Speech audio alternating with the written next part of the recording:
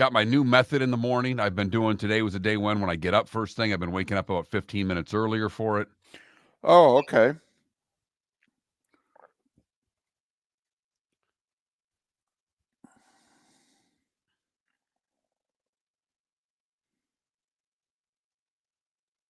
Frank every day is less and less likely to go outside and take a piss in the morning. He just looks at me like, "Do I really have to get up at 4:30 in the morning to go outside? Because I really don't want to." And the answer is no. I mean, it really isn't. But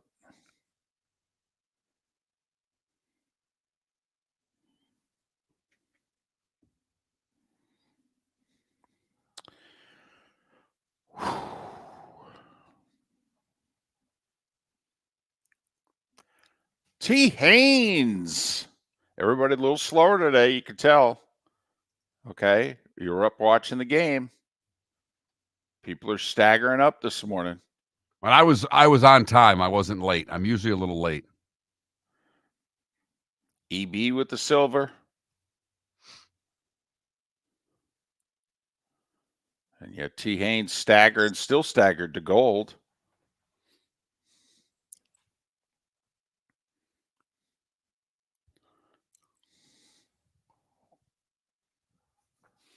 Oh, yeah. A little overtime Monday Night Football game here.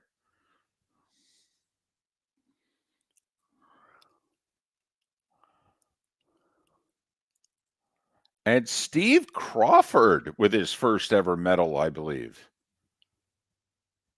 Steve Crawford with a bronze medal this morning. Way to go, Steve. Did you see Jaden Daniels getting put on the big screen? The place goes nuts at the hoop game, the Wizard game. We've got a quarterback. Yep. Haven't had one since Theismann. Right. You know, you had like a year of Jay Schrader and a year of Mark Rippon and a year of RG3, and Kirk Cousins was okay. By the way, who gets fired today at 10:06? Yeah, really. Unbelievable. Or who gets traded today at 10:06? It's actually today who gets traded. Right. There will be a trade at 10:01. Here you go, Mongo. Let's go.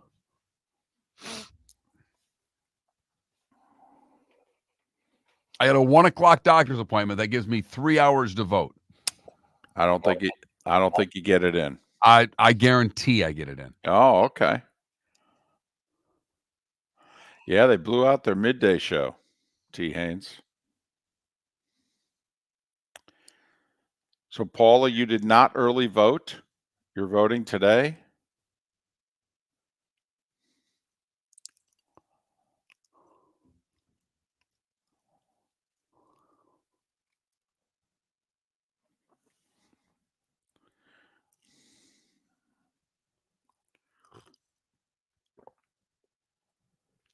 You mail it in. Got it. Yeah, I early voted.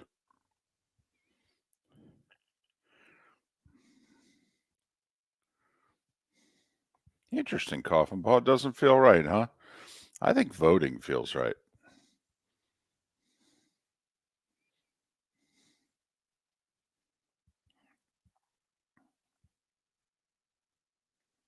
Morning, Jake.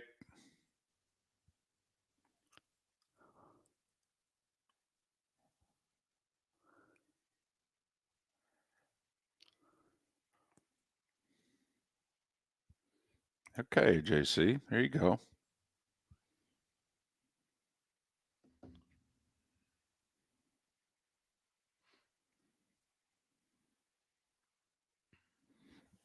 Got the okay to travel yesterday. Oh, awesome. So LA, here we come.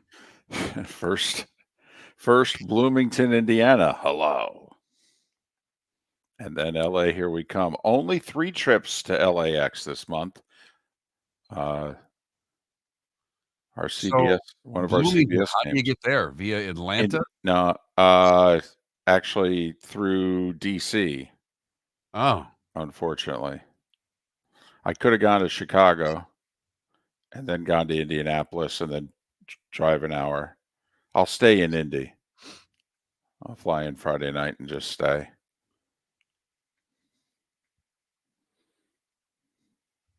Don't laugh. There's a Hilton Garden Inn near the Indianapolis airport, which has some of the probably top 5 wings I've ever had in my life. At the Indianapolis airport? At the Hilton Garden Inn in Indianapolis. Unbelievable. And apparently it's like well known. Like people stay there so they can have the wings. Nice. All right. I know.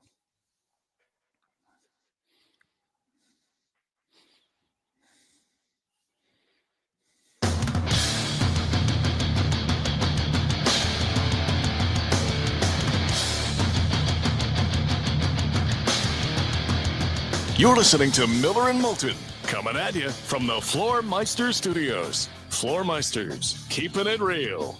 And now, here's Mark Miller and David Moulton.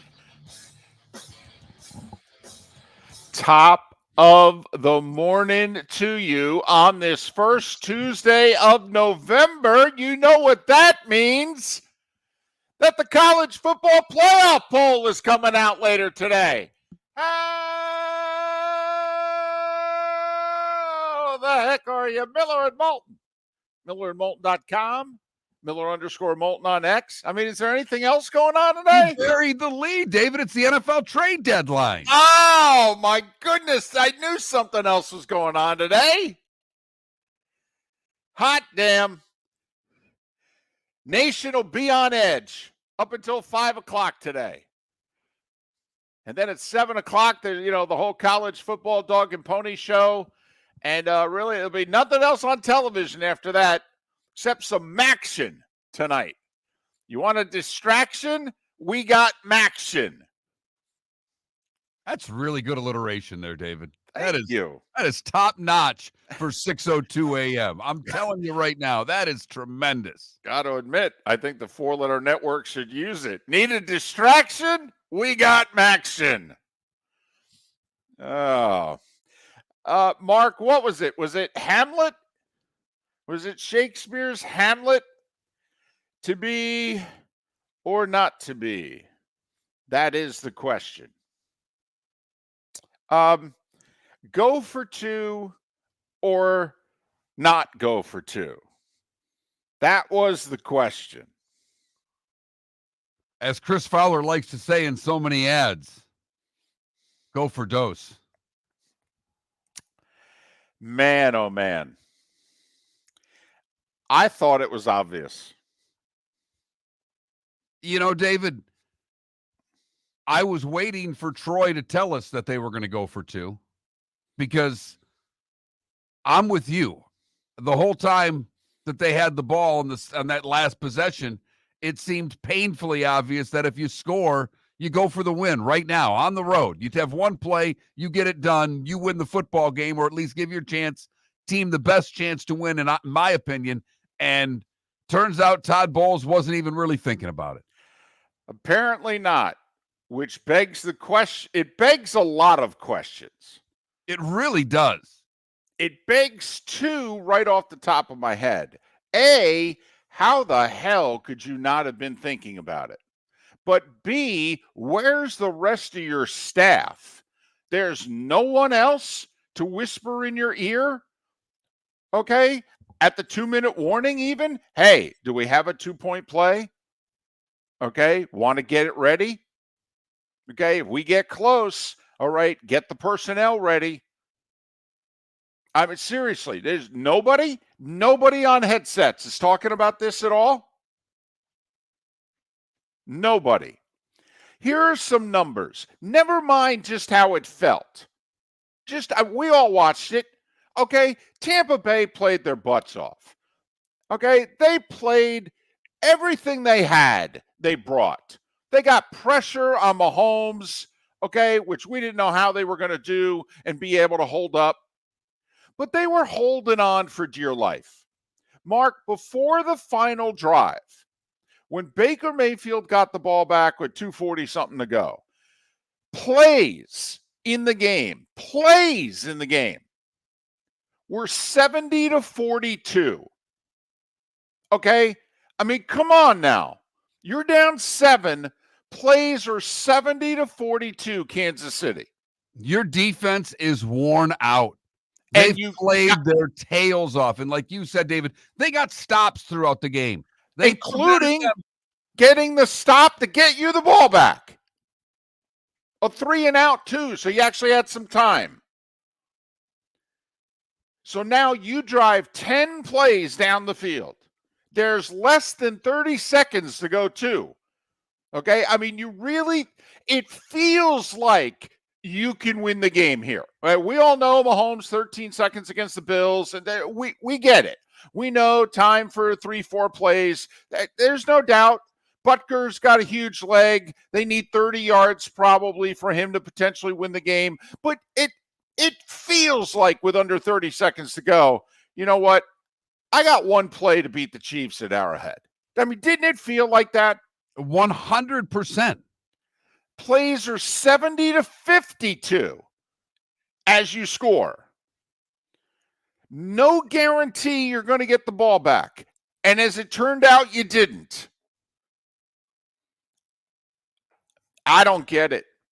I mean, if we don't do poll questions anymore, Napier in Knoxville, Bowles in Kansas City. I mean, which one to me is more ridiculous? I think it's equal.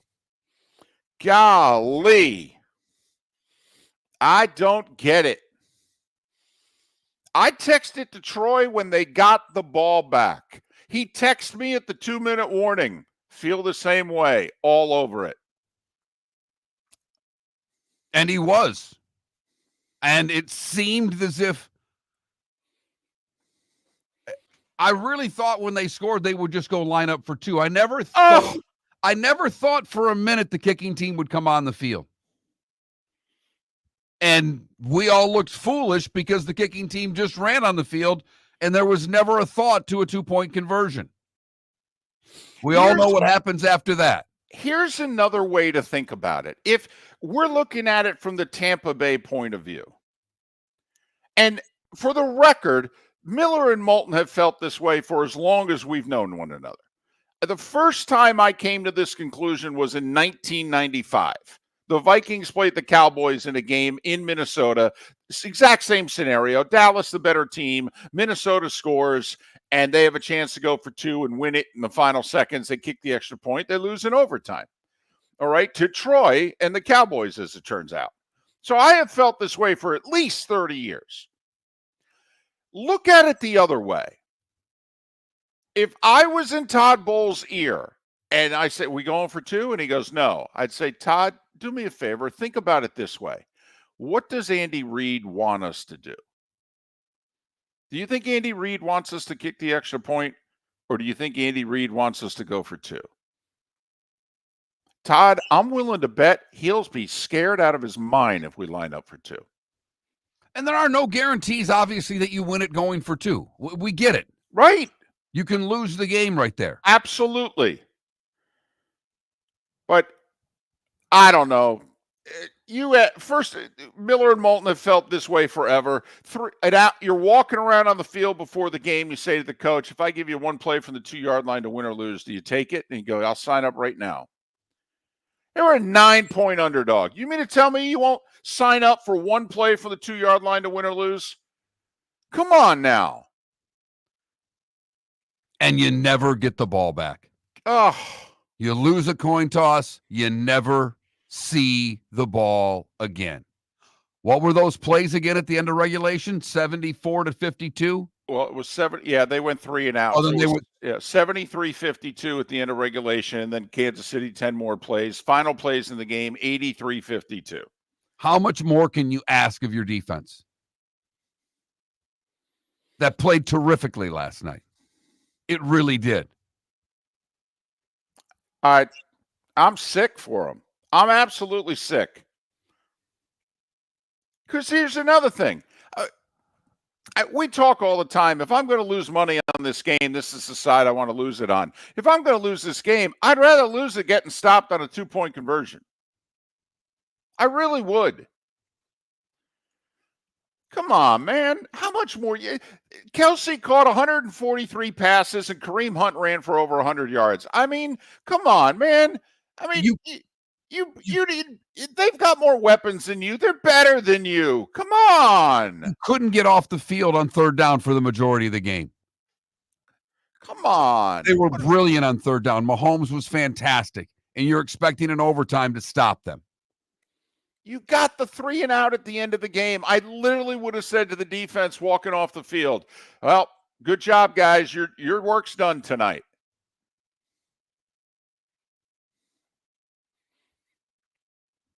Oh, my goodness. And especially since it was under 30 seconds to go. All right. I mean, I actually think you could, I don't know, if there's 40, 50 seconds, a minute, you could go, there's no, the percentage you're winning this. I mean, especially with the new kickoff now, they'll probably a touchback. They get it at the 30. Butker's got a huge leg. They only need 28, 30 yards to be in field goal range here. We just saw the Buffalo-Miami game. Guy kicked one from 61. You don't think Butker can make 61? They need 30 yards here. Yeah, but they had less than 30 seconds. They didn't have a minute. Well, that gets into, and I was with Troy 100%. They screwed up calling the timeout late in the game. There was no need to call that timeout when they got the ball on the 1 yard line. There wasn't. I agreed. I'd have been trying to leave that clock running, score, and then go for 2. Yes. And leave them with next to nothing. Then the game's over. But it felt, I thought they were going to win the game if they converted the 2-point conversion. I did. I'm doing it in my head. I go, they got 4 plays here. 30 yards for, it'll be close. But you know what? I give them a 70-30. Okay, they're going to stop them. They're going to win this game. Golly. Never even thought of it. What? Never even thought of it. What planet are you on?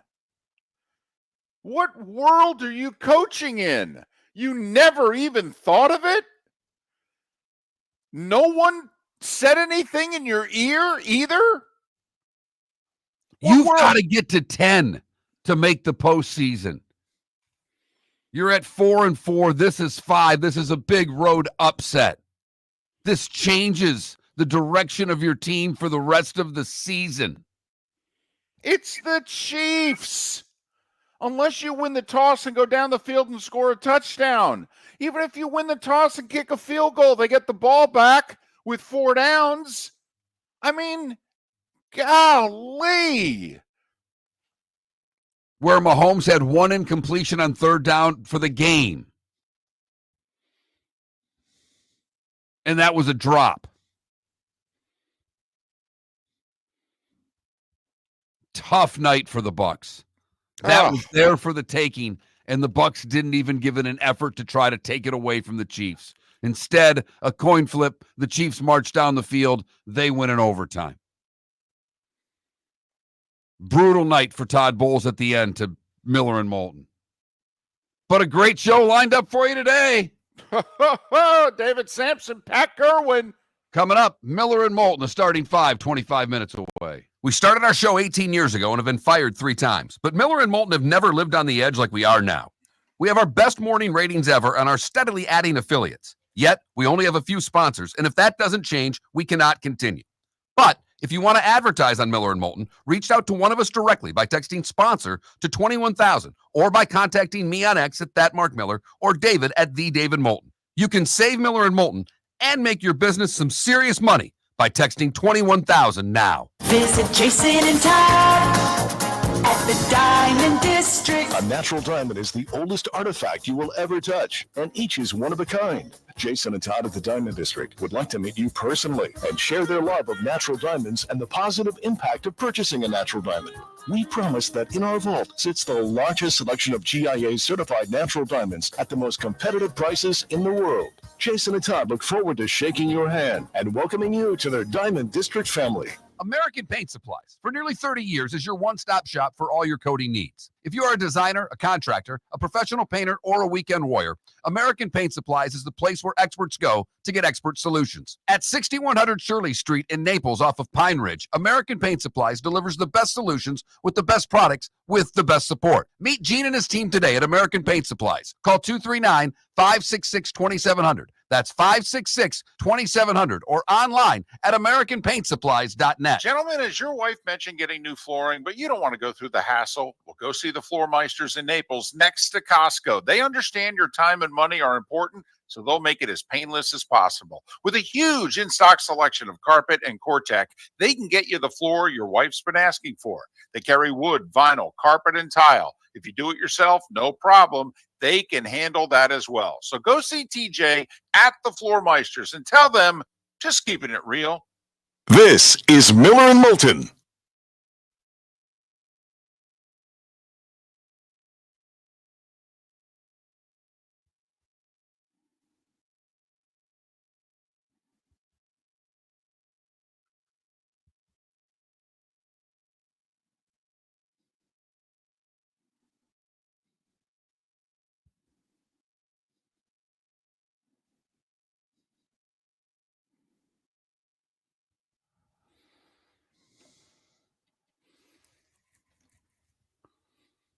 I didn't think they could spam text you before 7 a.m. What do you mean? I just got a text to tell me to vote. Not from the just another voter alert text thing.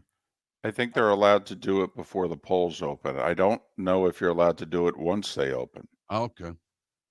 Well, I know you're not allowed to advertise today, right? Gosh, I hope. I think there's no more advertising today.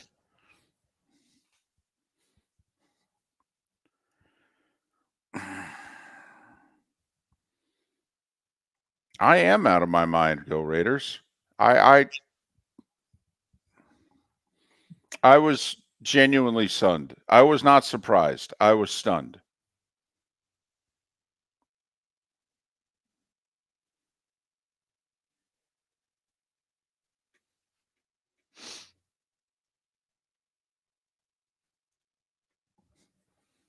Oh. Yeah, Bowles was asked afterwards. He said, quote, "I really didn't think about it."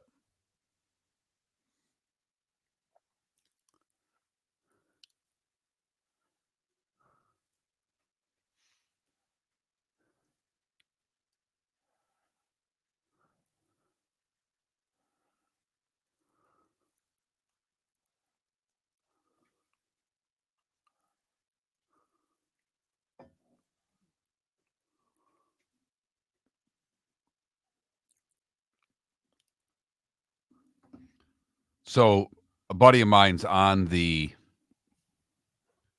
bowl committee for the 2 Orlando Bowls. Oh, okay. So every year he goes to one game with a friend of his on like scouting, one of those scouting trips, wears the sport jacket and Oh, that's fantastic. went to Clemson, Louisville. Ha, ha, ha. And he said, it's great. I saw him last night at soccer and he's like, you got a sport coat on and a pass. They think you can go anywhere. Even though we didn't have an all access pass, the sport jacket kind of Sells it. supersedes the pass. So they were right down on the field as they were running down from Howard's Rock. He had some cool pictures. That's cool. He said they were great, really hospitable. He said best trip he's ever done. Now they got blown out in the second half, and we'll never be invited back. But I would love to go to a game at Clemson. yeah, me too.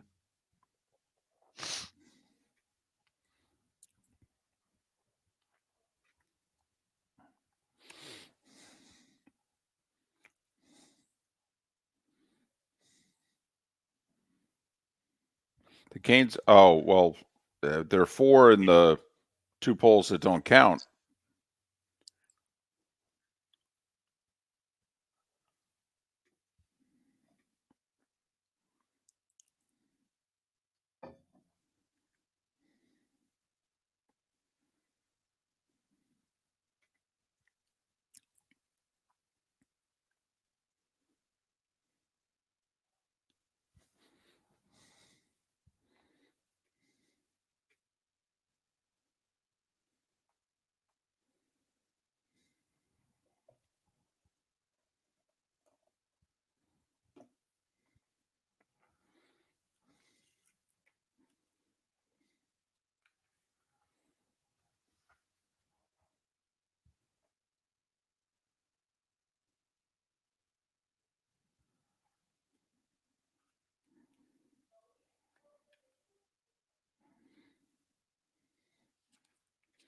I was so messed up by this that I'm tired.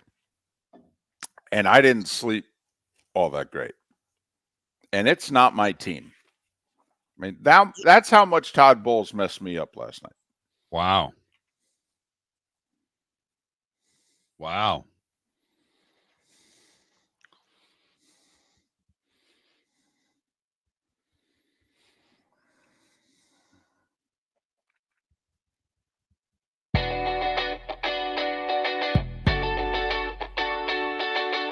You're listening to Miller and Moulton.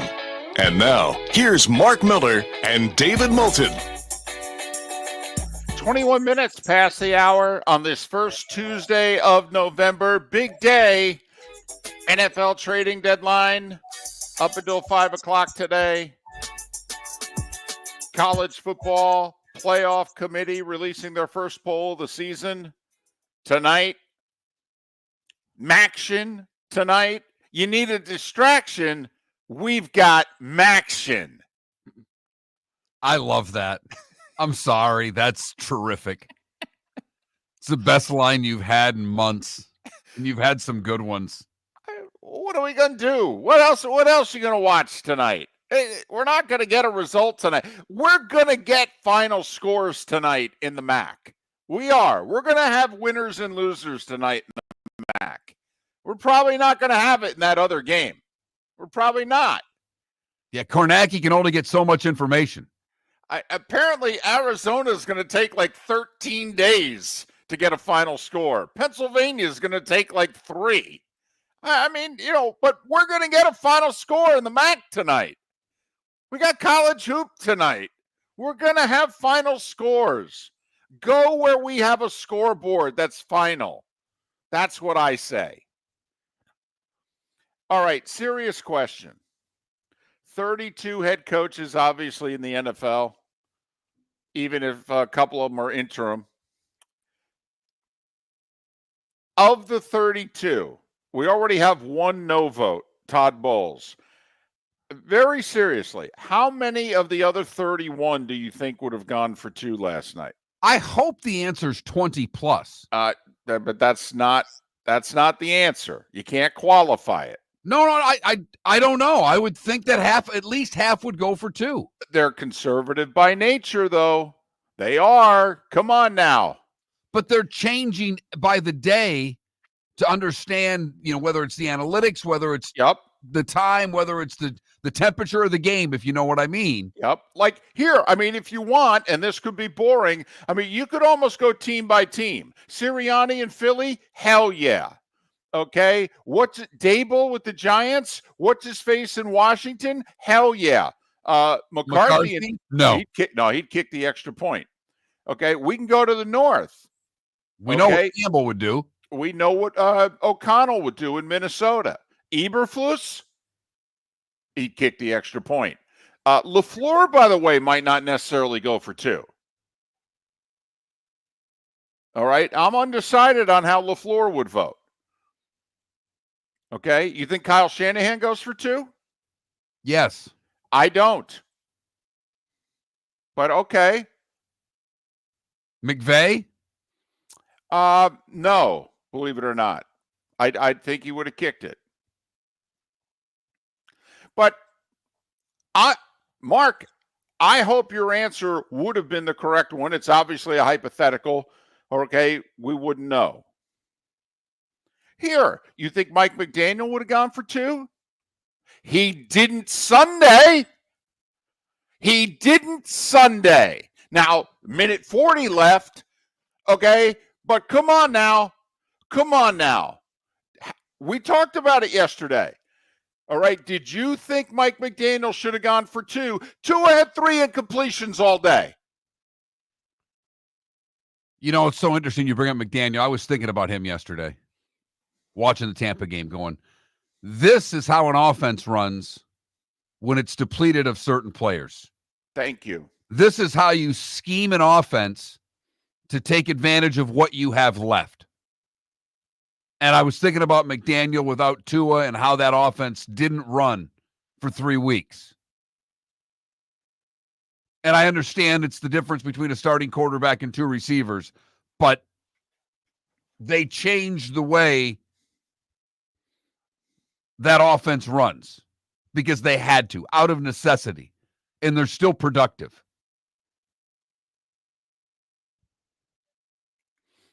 And I asked the question of everyone. Of the 31 other head coaches in the NFL, how many do you think in the same situation as Tampa Bay last night, less than 30 seconds to go, bringing the horses that you had left to fight on both sides of the ball, how many of those coaches do you think go for 2? You're probably right. It's probably a number around 10 to 12. No, I think it's 16 to 18. Do you? I think it would have been right around 50%, maybe a little bit more. But I don't know if it would have gotten into the mid or upper 60s, which really if you got to get to 20 out of 31, I mean, that's like, 64%. I don't know if we would have gotten that high. Coaches are very conservative by nature. Because I think Tomlin kicks the extra point. Oh, my goodness, he kicks the extra point. Both Harbaughs kick the extra point. Uh-huh. So how many coaches do you think would? Do you think Andy Reid would have? Now, remember, you don't have Patrick Mahomes. This is Andy Reid with Baker and the boys. Which, like, it's real easy to say Sean McDermott will. Well, yeah, he's got Josh Allen. No. It's Sean McDermott coaching Tampa Bay last night. Okay, how many of those 31 guys in that situation would have gone for 2? I don't know the answer. My gut tells me about 18. That the rest of the league is a lot closer to Todd Bowles than we as fans wanted them to be. We'll ask that of Pat Kirwan coming up in the 8 o'clock hour. He talks to these coaches a lot on a regular basis. He talks to Todd Bowles every week. Yes, he does. He'll talk to him today, I believe. Ugh. Good day to talk to him. Good day to have him on the show. Whew. Let me ask you this. If you're the general manager of the Bucs, is that a decision? Because there's the other thing. I mean, look how well prepared they were. Look how hard they played. We talked about it yesterday. You asked the question, what are people most overreacting about? And I said firing coaches. Everybody wants to fire a coach. To me, is he a good coach? Are they playing hard for him? Okay. Well, the answer for Todd Bowles is obviously yes. Todd Bowles is a good coach. Okay. They're obviously, look at the effort they put in last night. Okay. But at the same time, if you're running that organization and you had never thought about getting rid of Todd Bowles before, is that a moment in time in which you go, I don't know if we can win a Super Bowl with him? Wow. From that perspective, that's an interesting way to put it. I mean, put it right in the last game. Because the more important thing to me is, are they playing hard for him? Okay. And they are. And he coached that game fantastically. Yeah. Until the very end. That kind of matters. Yeah, it really does. I mean, Penn State, 1st and goal at the 3. I'm just wondering, is that decision the type of decision that gets an organization wondering, might have to do a little better? Because, by the way, last coach they had that won a Super Bowl, what do you think he does? What do you think Bruce Arians does last night? I would think he goes for 2. No risk it, no biscuit? You think he goes for it? I'm thinking he's going for 2. Uh-huh. Yep. And yeah, you can lose. As somebody pointed out in the Twitch chat room, Tom Osborne in 83 against Miami. When a tie probably would have won him a natty. And he went for 2.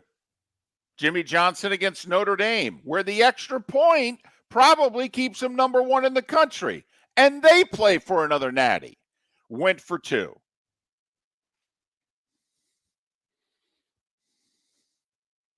And Todd Bowles didn't even really think of it, he said. Miller and Moulton. The starting 5 is next. Thanks so much for listening, Miller and Moulton, millerandmoulton.com. We started our show 18 years ago and have been fired 3 times. But Miller and Moulton have never lived on the edge like we are now. We have our best morning ratings ever and are steadily adding affiliates. Yet, we only have a few sponsors, and if that doesn't change, we cannot continue. But if you want to advertise on Miller and Moulton, reach out to one of us directly by texting sponsor to 21,000 or by contacting me on X at @MarkMiller or David at @TheDavidMoulton. You can save Miller and Moulton and make your business some serious money by texting 21,000 now. Gentlemen, as your wife mentioned getting new flooring, but you don't want to go through the hassle, well, go see the Floor Meisters in Naples next to Costco. They understand your time and money are important, so they'll make it as painless as possible. With a huge in-stock selection of carpet and Cortec, they can get you the floor your wife's been asking for. They carry wood, vinyl, carpet, and tile. If you do it yourself, no problem. They can handle that as well. So go see TJ at the Floor Meisters and tell them, just keeping it real. I love my shower.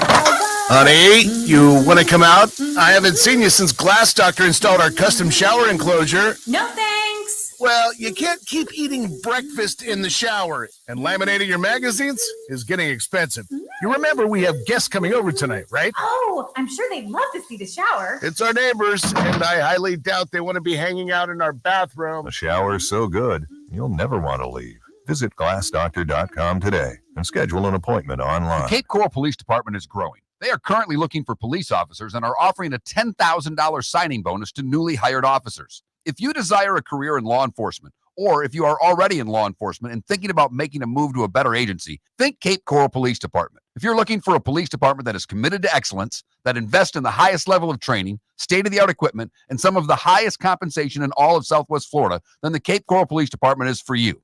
Visit capecops.com. That's capecops.com. This is Miller and Moulton.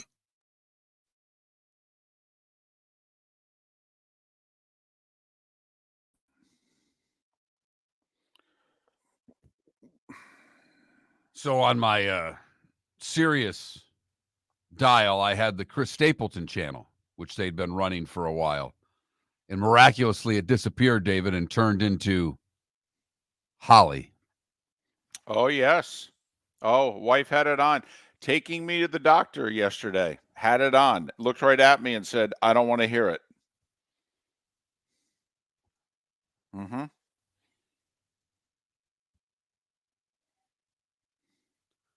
Yeah, I don't know if the wife's discovered it yet. I haven't told her. Although she tries to hold out to Thanksgiving. I give her credit. We have Thanksgiving decorations. Our house is very thankful right now.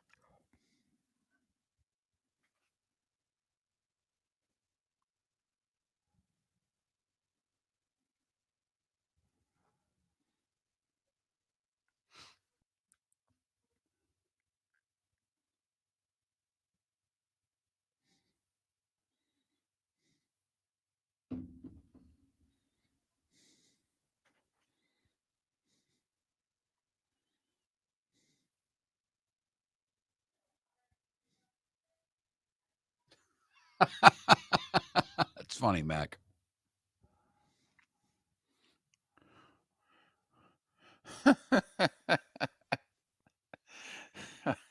Wow, and you had a long day of travel yesterday, too.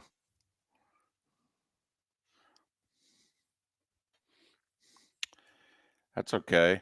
My daughter and my niece both put their Christmas trees up Sunday. Now, they both have, my niece has a 4-year-old and my daughter has a nearly 3-year-old. So I think that was part of the allure, but golly. Yeah, but you're teaching them wrong. You're teaching them that it starts after Halloween and it just I know. just before Thanksgiving. I know. It's kicked right to the curb. I blame my wife. Drumstick and some stuffing and some mashed potatoes just gets kicked right to the curb. Don't even get me into the pie.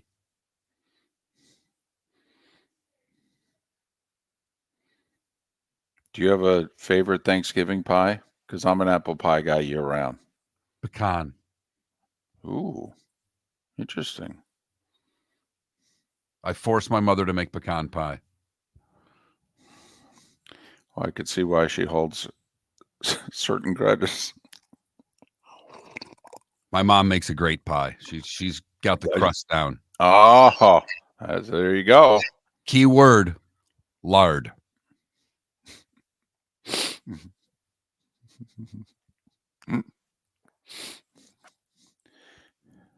What's the cholesterol intake on this, honey? Infinity. Yes.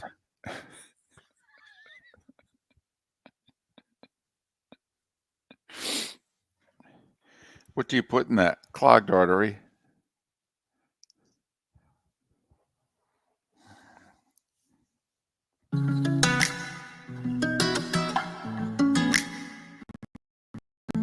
Welcome back to Miller and Moulton. Text the guys what's in your mind at 21,000. That's 21000. And now, here's David Moulton. What's in my mind? I can't get it out of my mind. It's all I can think about is Tampa Bay not going for 2 last night. Golly, I'm a mess. Miller and Moulton, millerandmoulton.com, Miller_Moulton on X. I mean, think about it. You and I have to get up early. A Monday Night Football game involving a team that we actively talk about that goes overtime is a nightmare scenario for Miller and Moulton. Okay, when it's over, we got to calm down. We got to get to bed. We got to get as much rest as we can. Do you know how long I slept last night? 3 hours. That's it. And I got to sleep pretty quickly because I was really tired. Woke up at 3 a.m, and I'm not kidding. First thing I thought about is a 2-point conversion. 3:04 a.m. I am messed up about this. Time now for The Starting Five. 5 big stories you need to know. Here is the Starting Five. Chiefs beat the Bucs 30-24 in overtime. It was very uneventful.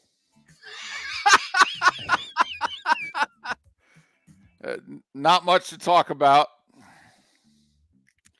Golly. Kelsey caught 147 passes.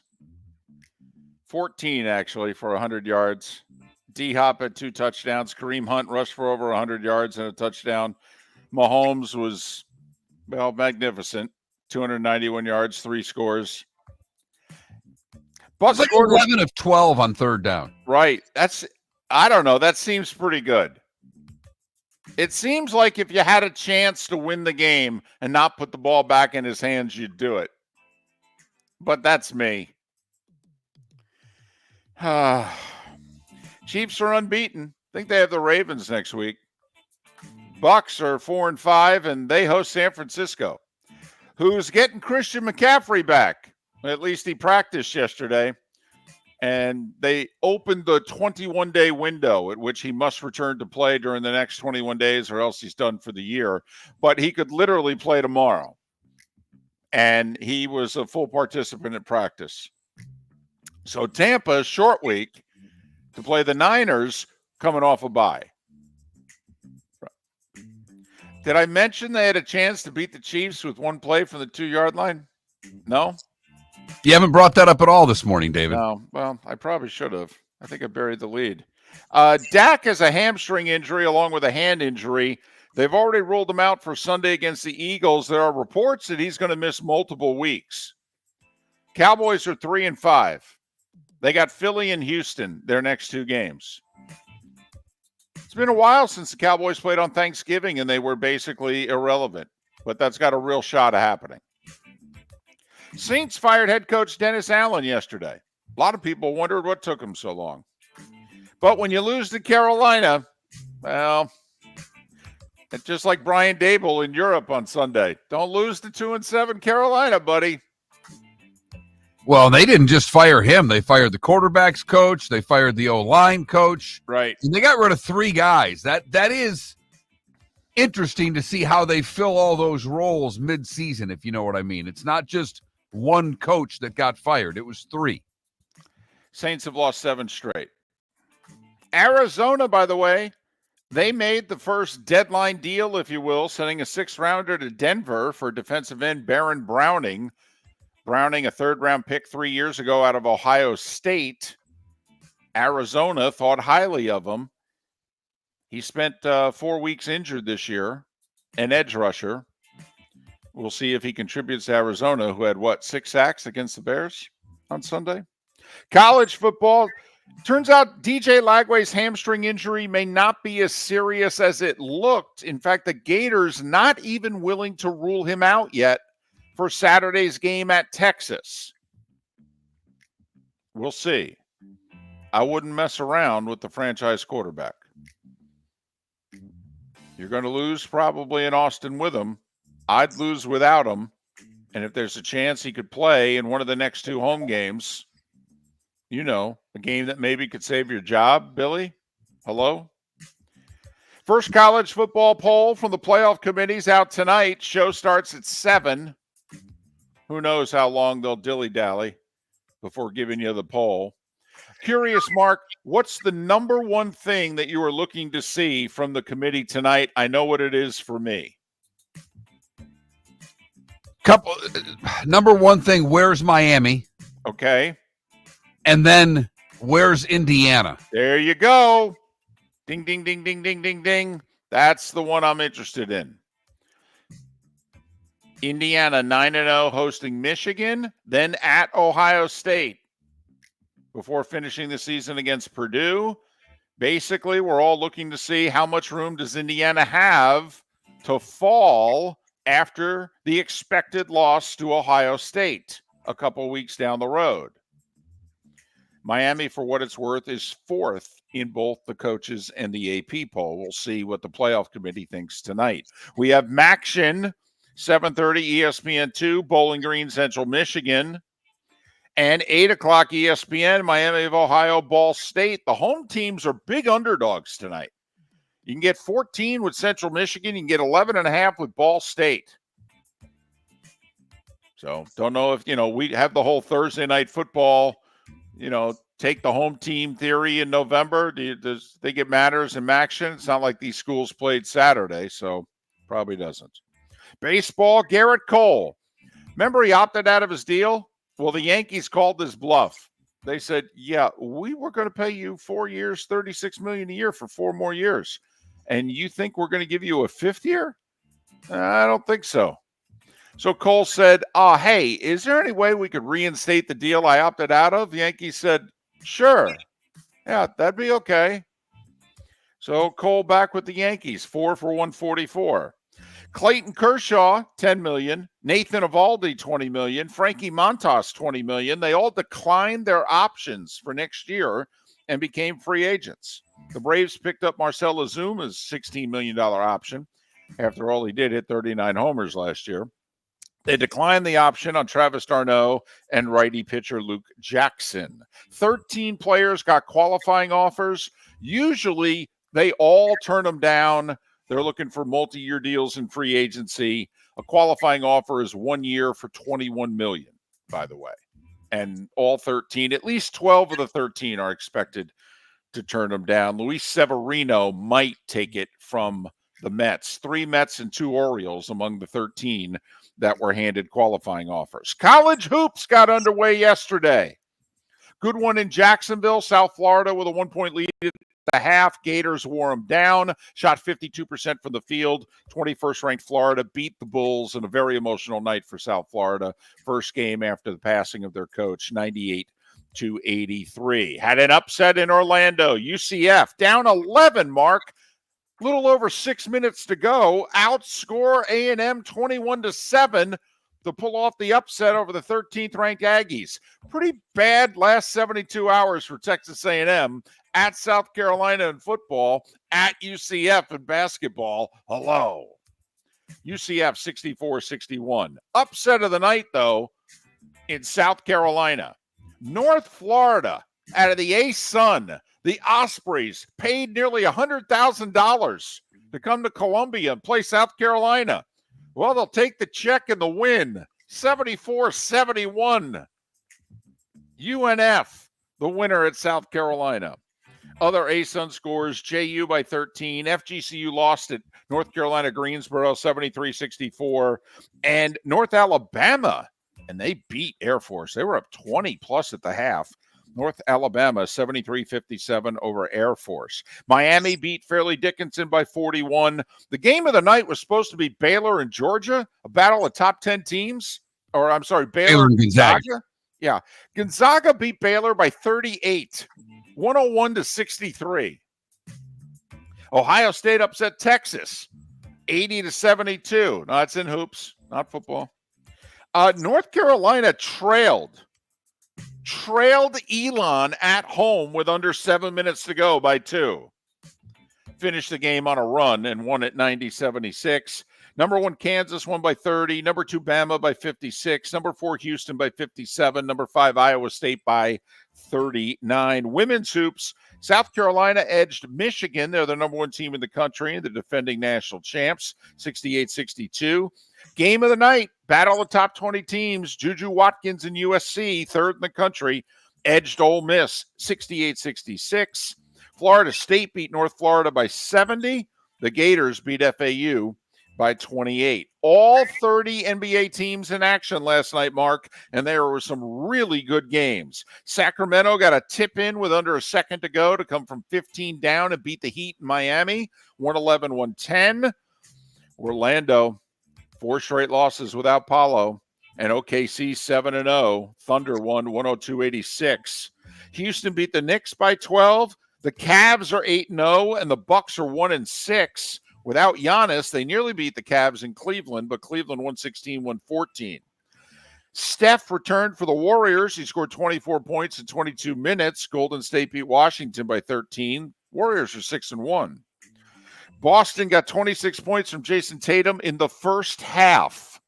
Beat Atlanta by 30. Hey, the Pistons beat the Lakers 115-103. Cade Cunningham, a triple-double. David, I think that's their third win, which they didn't get until 2024 this past year. 17 points, 11 rebounds, 11 assists for Cade Cunningham. And you are correct, Mark. You are correct, sir. KD with a bucket with 20 seconds to go. Philly lost again. Phoenix 118-116. Paul George did make his Sixers debut. Clippers were down 26 points at home after the first quarter to San Antonio.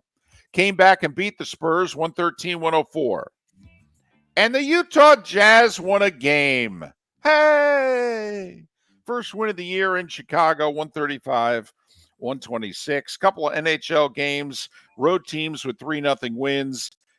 Kings in Nashville. The Preds are not only bad, Mark, they had 16 shots on goal last night. At home in a 3-0 loss. And New Jersey with a 3-0 win in Edmonton. Jake Allen with 31 saves.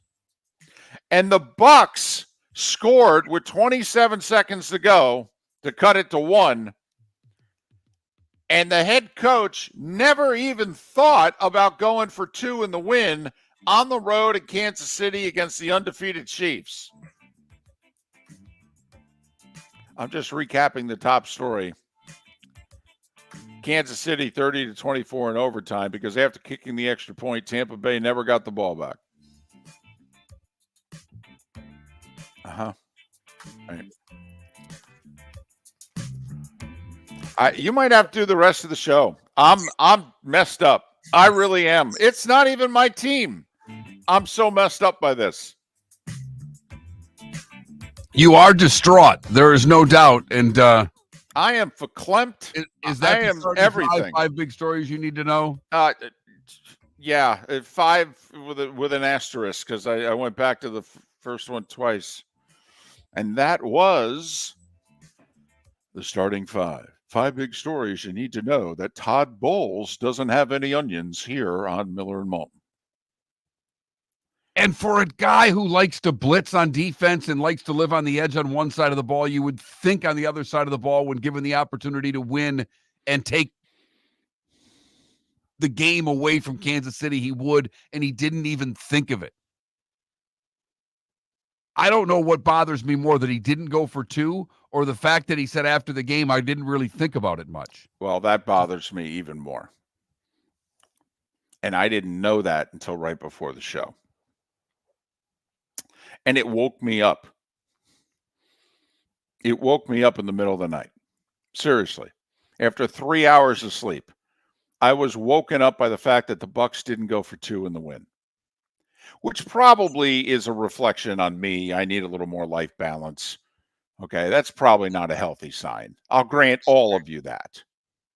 Didn't know David's alarm is that go for dose commercial. Golly. Man. And take it past just the moment last night. They get within a game of Atlanta. And I know they're down 2 because they've lost to Atlanta both times. But it puts them right back in the division. They've got to get to 10 if they're going to make a wild card. There's so much riding on that play last night, and they didn't even think about it. It's mind-boggling to me.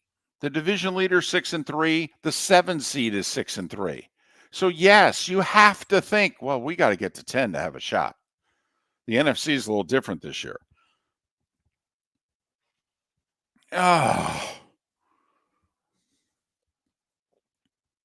Miller and Moulton. David Samson coming up top of the hour. Pat Kirwan will join us at 8 o'clock. We'll see what Pat thinks about Todd Bowles not going for 2 and see if he's in agreement with Miller and Moulton on the decision that we think was incorrectly made by the Bucs head coach last night. They lose and drop a huge game in the division. Miller and Moulton. David Samson's next. We started our show 18 years ago and have been fired 3 times, but Miller and Moulton have never lived on the edge like we are now. We have our best morning ratings ever, are steadily adding affiliates, yet we only have a few sponsors. And if that doesn't change, we can't continue. But if you want to advertise on Miller and Moulton, reach out to one of us directly by texting sponsor to 21,000 or contact Mark on X at @MarkMiller or me at @TheDavidMoulton. You can save Miller and Moulton and make your business some serious money by texting 21,000 now. Mark Miller for Molly Maid. Why Molly Maid, you ask? Trust. Moulton was a customer for 15 years. Affordability. Didn't I just say Moulton was a customer for 15 years? Worry-free services. Our professional house cleaners are fully insured and a 24-hour warranty. Call Molly Maids today at 239-774-5839. That's 239-774-5839 or online at mollymaid.com/FTMYERS. That's mollymaid.com/FTMYERS. Wine glasses never fall over until you get a brand new rug. Oh, no. Ketchup bottles act normal till you're wearing a new shirt. Oh, you kidding me? And rocks slide peacefully on the road till the day you get a brand new windshield. Then they fly up off the road and attack without mercy. That's why new windshields from Glass Doctor come with our windshield protection plan. Unlimited repairs and 1 replacement for 12 months. Don't just fix it, protect it. Glass Doctor. A neighborly company. Do you have a sleep problem but don't want to wear a CPAP mask? This is Mark Miller for Sleep Treatment Direct. The mask wasn't working for me, and I didn't think I had an alternative. I do. We all do. They have such simple alternatives with greater success than the mask. Visit sleeptreatmentdirect.com. That's sleeptreatmentdirect.com. And if you are like me and your CPAP machine isn't working for you, it's time for a change. Call 239-444-1741. That's 239-444-1741. Sleep Treatment Direct. Sleep safe and sound. American Paint Supplies, for nearly 30 years, is your one-stop shop for all your coating needs. If you are a designer, a contractor, a professional painter, or a weekend warrior, American Paint Supplies is the place where experts go to get expert solutions. At 6100 Shirley Street in Naples off of Pine Ridge, American Paint Supplies delivers the best solutions with the best products with the best support. Meet Gene and his team today at American Paint Supplies. Call 239-566-2700. That's 566-2700 or online at AmericanPaintSupplies.net. The world famous cigar bar started as a neighborhood place in downtown Fort Myers, and now it's a brand, a destination with 4 locations. The original place, Henry Street, Fort Myers, Gulf Coast Town Center, on Southeast 47th Terrace off the Cape Coral Parkway, and the Lounge on West 1st Street in Fort Myers. A place to go, whether you just need a relaxing drink and a smoke after a tough day at work, or a place to go celebrate. From relaxation to celebration, the world famous cigar bar. This is Miller and Moulton.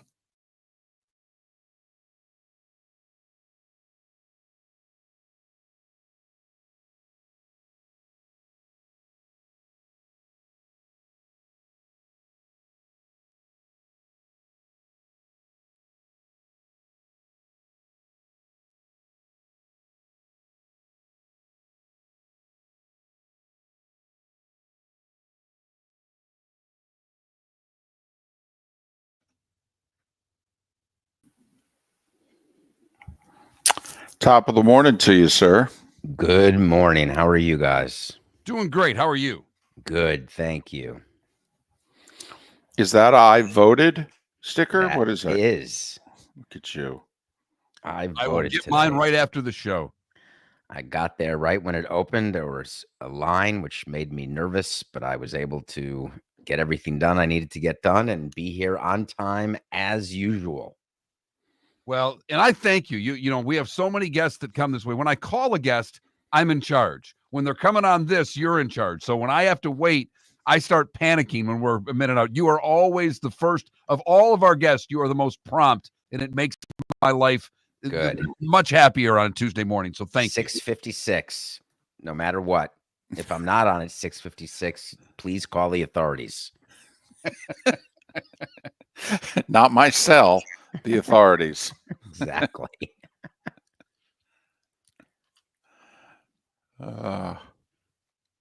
There's a lot to cover today. No, nothing to talk about.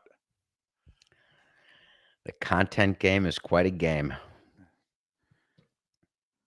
It's, you know, David, and when did you start Nothing Personal? October of 2019. Okay. So we're both doing shows during the pandemic. Yes. And Miller and Moulton made the decision to not do politics. We don't do it on this show. So we had to do at the time a 3-hour show, sports, when there was no sports going on. And I thought the show was going to die.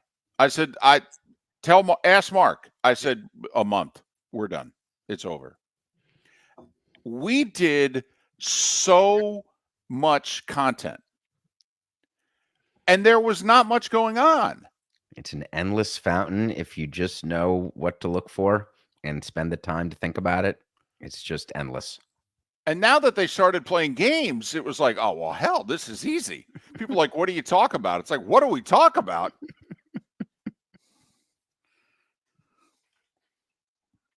We're all very lucky to make a living with a microphone. Got that right. Yep. Beats working for a living.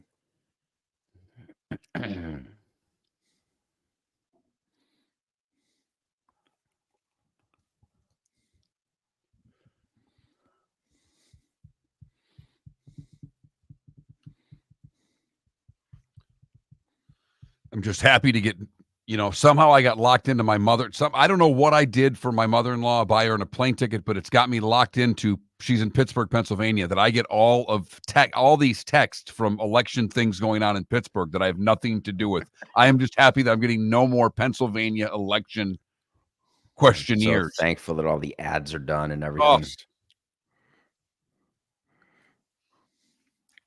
They spent a lot of money on Monday Night Football last night, that's for sure. Boy, oh boy.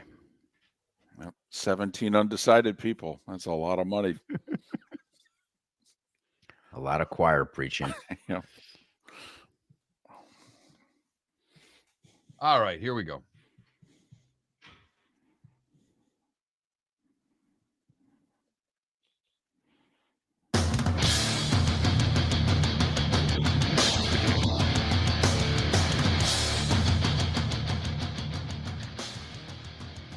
You're listening to Miller and Moulton, coming at you from the Floor Meister Studios. Floor Meisters, keeping it real. And now, here's Mark Miller and David Moulton.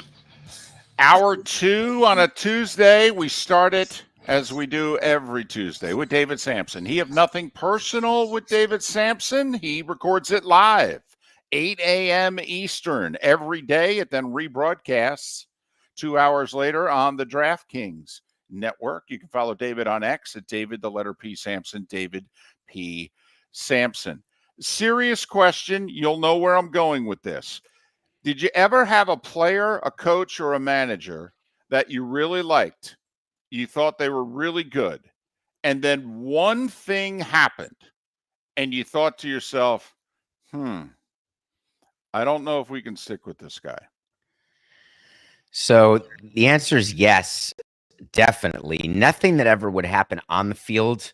There's really not even a one strike and you're out when Hanley would misbehave on the field or not run out a ground ball or sort of So it's not a pitching change that was made or a lineup decision that was made, because I'm referencing Todd Bowles last night, in which Right. I'm really wondering if you're running the Tampa Bay Bucks at that moment, not going for 2, do you look at one another and go, good guy, good coach, they play hard for him, but It's a great question. Is there a circumstance under which something happens on the field?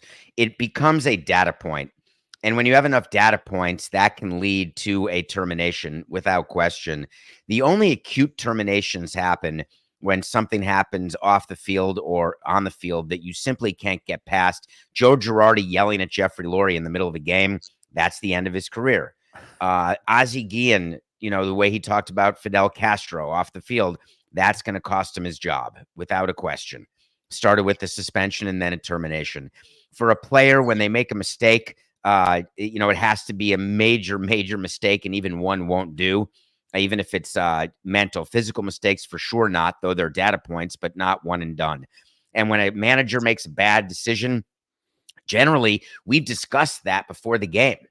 So we go through all the scenarios before the game of what could happen during the course of that game. If he goes off script, it's going to be, again, a data point, and we will discuss it certainly the next day. But I can't think of one particular play where you just hold up your hands and say, that's it. I do not trust this coach or this player anymore. When you talk about data points and going off script, that would seem to be an area where, as a GM, president of a team, that would cause a little more turmoil. What's the best a coach or manager has done to defend a data point with you when they've gone off script, if you know what I mean? When you thought it was going to be X and they went Y and they put their foot down and said, no, it's Y and here's why.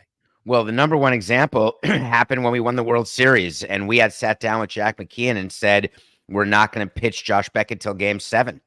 And we had all the data and we had all of our thoughts of all the baseball people. And Jack McKeon said, no, I'm pitching him on 3 days rest on Game 3 in Game 6. And we went through all the numbers with him, how it just doesn't work on 3 days rest. And we talked it through, but we knew when the lineup was made that the decision to go with Beckett, that won the day. There's no way a manager would ever put a pitcher out there to start that we had not agreed to and discussed beforehand. But some of them take a lot of discussion, some take no discussion. So I can't say there's ever been a time when a manager just completely went against the front office and said, come down here and fire me, I'm doing this. I've never seen that with a pinch hitter, with a pitching change, none of it. Did you think Bowles should have gone for 2 last night? So what's the answer to that? Are we playing the result? No. As it was unfolding, okay, did you agree with Troy Aikman, who's like, oh, you got to go for 2 here? So the interesting part about the way I watch games now is I think about what I would do before the play happens. And when I'm wrong, instead of me thinking I don't know something, I now think that the other teams know more than I. So that there's something else going on inside the game, some number, some stat, some piece of information, because we always had more information running our team than the fans or the media had. Right. We knew which pitchers were available even when they weren't, and we wouldn't tell anybody. And we'd get yelled at, why isn't your closer in the game? Well, we knew he wasn't going to be in the game, so we've got this schmuck, bad person losing the game. I'm sorry for that. That's strange. So the answer is I was surprised, but I naturally assumed that I was the one that was wrong. And when it didn't work, I just said, wow, I would have gone, but obviously they knew differently and it just didn't work for them. What's the closest thing you had to a Patrick Mahomes? A guy that, that you have that much confidence in. Was there a player you had that was in that That's league that a great you had? Question. I don't think we ever had a player like that where in baseball, it's so hard.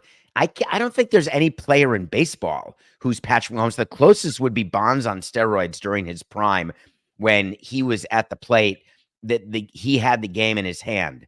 But then again, we could control that by walking him and take the bat out of his hand.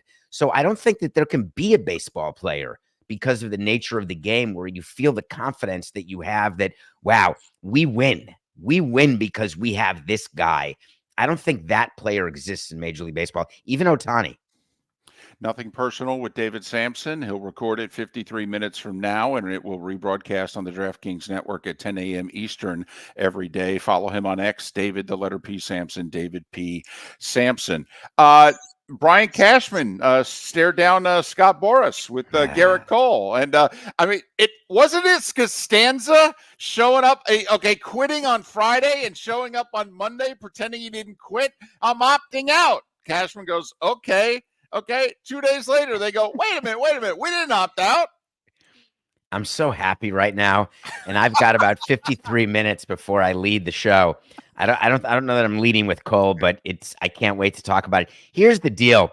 Scott Boras has been taught by owners that they will give every time. That's a learned behavior over a quarter of a century in the game, if not longer. And now owners are saying, you know what?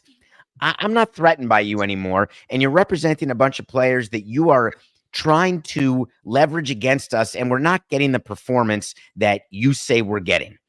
And Garrett Cole opts out. The only way you opt out is when you've got another team ready to give you more than 144/4. You have that in your hand if you're Garrett Cole. You're telling me that he opted out without another team giving him that offer, just thinking the Yankees would be too scared for him to leave? Hal Steinbrenner said, what are you talking about? See you later, Garrett. I love you, man, but you're not going to hold me hostage anymore. It's not going to happen. And Boras has never been stood up to the way he has these last 2 years. And it's going to be fascinating to see what happens during the course of this offseason with all the free agents he has. But the thought of Scott Boras calling up Hal Steinbrenner and saying, you're not going to guarantee the 5th year? And Hal saying, no, speak to Cashman. I'm not speaking to Cashman. And Hal said, fine, see you later. Good luck in free agency. And then him having to say, all right, we change our mind. We're back. It's such a beautiful thing that it makes me smile.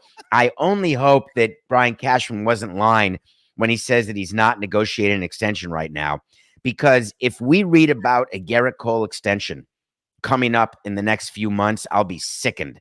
The only way it'll be okay is if he changes the money, spreads it out in a way that's advantageous to the Yankees from a cash flow and luxury tax standpoint, that enables them to sign Soto or to do something else for their team. But if they just tack on 36 after all this, I will be despondent, but it's not going to happen. What's the Soto contract going to be in your estimation? So the Ohtani contract, let's call it $46 million a year for 10 years. That's the present value of it. Don't think about it as 700 over 10. It's not. The union and the league agree on a discount rate, and the value of that deal is about 460, let's say, over 10. Do I think that Soto can beat 460 over 10? With inflation, the answer is he can get there maybe. But again, Ohtani got that because he supposedly pitches and hits. So I don't have Soto above Ohtani at all. So I think Soto has to get a little bit below, but there won't be deferrals at all. Soto doesn't have the income that Ohtani has off the field, the endorsement income. So Soto can't afford to defer the way Ohtani did. So I don't know how you get to 701 notionally, which is what Scott Boras would like. I just don't see that happening. 14 for 658. 47 a year for 14. That's my prediction. So I love where your head's at because 14, I think, is the right number. We gave Stanton 13. Soto's only 26. Harper got 13. You know, Boras and Soto, they're going to want a little bit more. So he's going to want $10 more than Ohtani, and he's going to want one more year than Harper and Stanton. And teams will want to go out 14 only in that it spreads out the luxury tax for an extra year. So I think you're smart thinking that way, and I agree with you. 47 a year for 16, I think, is going to be a little heavy. 14. For 14, excuse 14, me. Right. I think that's going to be a little heavy, but I love where your head's at because that's where Boras is right now, I'm sure. How many teams are actually in on the Soto sweepstakes? Mets, Yankees, Phillies, Dodgers. The Giants wish they were in, but not. The Cubs wish they were in, but they're not. The Red Sox, the Blue Jays. The Phillies only because John Middleton has come out publicly to say he'll spend stupid money again, and he's not gotten the first ring. And Steve Cohn wants to get the first ring. I think the Yankees don't have the advantage at all because Hal Steinbrenner doesn't want to be stupid. And I picture Cohn and Middleton as willing to be stupid. And the truth is, a 14-year deal, they just don't work. You don't think there's a sleeper team? Toronto finished second for Ohtani. How about the new guy in Baltimore? Okay. I mean, their payroll's $12. Okay. They haven't had to pay anybody yet. There is zero chance. This is not a Robinson Cano situation where you wake up and say, oh my God, he's on the Mariners. I just don't see that happening with Soto. Now, Boras, I didn't have him bringing A-Rod to Texas either, but I just don't think that that's a long time ago already for your listeners. I don't think that Soto is going to go anywhere other than one of the big three, New York, LA. Hey, someone asked in the Twitch chat room, how many times have you run the New York City Marathon? 96, 99, 02, 10, 18, and 21. So I think 6 sounds right. Okay. I didn't do it this year. I had total FOMO. I was despondent, so I want to get back doing it. He's David Samson, the host of Nothing Personal, the award-winning Nothing Personal, which is recorded live 8 a.m. every day, rebroadcast at 10 a.m. on the DraftKings networks. And you can follow him on X at David, the letter P. Samson, David P. Samson. David, have a great show. Thanks for your time. Be well, be safe. We'll talk next week. David Samson once again on Miller and Moulton. American Paint Supplies, for nearly 30 years, is your one-stop shop for all your coating needs. If you are a designer, a contractor, a professional painter, or a weekend warrior, American Paint Supplies is the place where experts go to get expert solutions. At 6100 Shirley Street in Naples off of Pine Ridge, American Paint Supplies delivers the best solutions with the best products with the best support. Meet Gene and his team today at American Paint Supplies. Call 239-566-2700. That's 566-2700 or online at AmericanPaintSupplies.net. Gentlemen, as your wife mentioned getting new flooring, but you don't want to go through the hassle, well, go see the Floor Meisters in Naples next to Costco. They understand your time and money are important, so they'll make it as painless as possible. With a huge in-stock selection of carpet and Cortec, they can get you the floor your wife's been asking for. They carry wood, vinyl, carpet, and tile. If you do it yourself, no problem. They can handle that as well. So go see TJ at the Floor Meisters and tell them, just keeping it real. Visit Jason and Todd at the Diamond District. When you enter the Diamond District, you will quickly discover what makes Jason and Todd so unique to Southwest Florida. Within the walls of the Diamond District, you'll find many of America's top jewelry designers who have chosen the Diamond District as their authorized representative in Southwest Florida. Takori, Fana, A. Jaffe, Veragio, Christopher Designs, Shy Creations, Henri Dossi, all names synonymous with excellence and all proudly showcased at the Diamond District. Wine glasses never fall over until you get a brand new rug. Oh Ketchup bottles act normal till you're wearing a new shirt. Oh, you kidding me? And rocks slide peacefully on the road till the day you get a brand new windshield. Then they fly up off the road and attack without mercy. That's why new windshields from Glass Doctor come with our windshield protection plan. Unlimited repairs and one replacement for 12 months. Don't just fix it, protect it. Glass Doctor, a neighborly company. This is Miller and Moulton.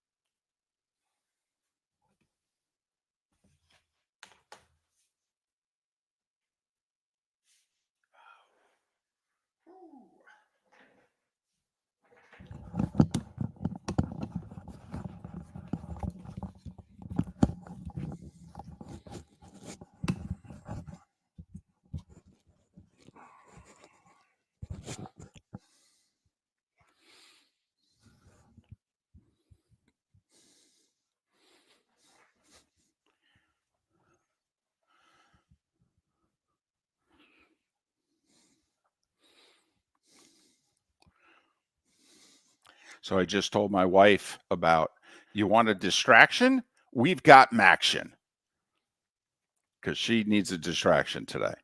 She says she's going to watch QVC and cooking shows, and Who's that? my wife. She Maxon, said, right? You told her. and so I told her, I said, we got a slogan and everything. You need a distraction? We got Maction. She joked. She said, I may have to watch Maction tonight.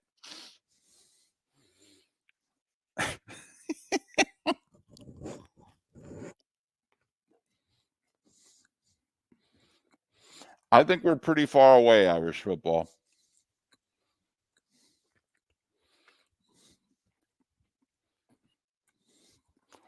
I'll make you a prediction, Irish football. The first $1 billion contracts in the NBA.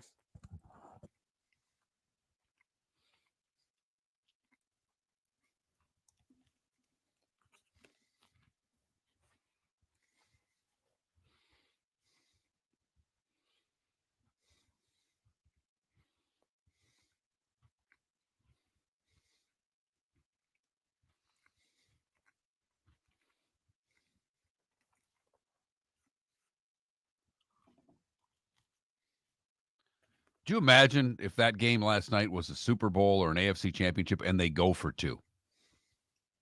You know what I mean? I mean,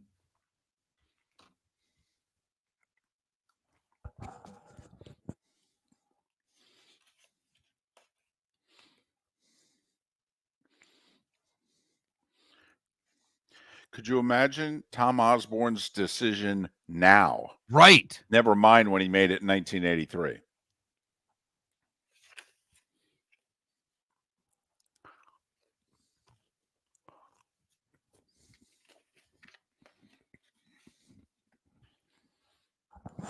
That's funny, Barstool Sleeper. That's funny. Appreciate your humor. That's quality material right there, Barstool Sleeper.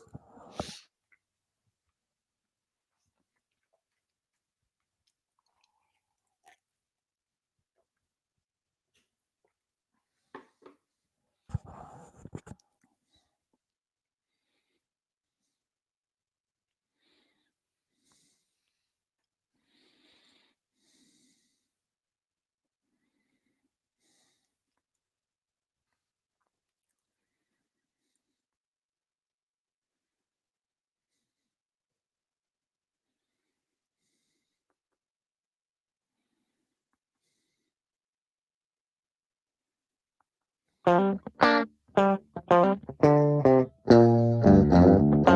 listening to Miller and Moulton. And now, here's Mark Miller and David Moulton. 21 minutes past the hour. Miller and Moulton, millerandmoulton.com, Miller_Moulton on X. Thanks so much for being with us. Lots to kick around on this day, although Mark has a lot of things he wants to talk about, and he's got a co-host who can't talk about anything other than Todd Bowles not going for 2. I am messy. He is in my head. He is living there. He has set up shop. He's bought furniture. He's ordered food. I'm a mess. I don't blame you. I think it'll Golly. come. Put it this way. Can the Bucs still get to 10? Of course they can. Right. Of course they can. They still play the Panthers twice. They've got one with the Saints. So they can get to 10. But man, oh man, would last night have made a big difference if they can convert a 2-point conversion and take the lead with 30 seconds left in the game. I mean, and I'm not just saying this, and obviously I'm friendly with Troy. He's been very good to me. Okay. So take whatever bias you want. I thought he was right about the Bucs calling their timeout with 33 seconds to go. I'm like, no need to do that here. No. A little bit of a panic move, David. No, because you don't want to leave. I mean, come on now. How much with the kickoff now at the 30? Okay, and Butker, who can make from 60, you only need 28 yards. How many plays do the Chiefs need for 28 yards? 2?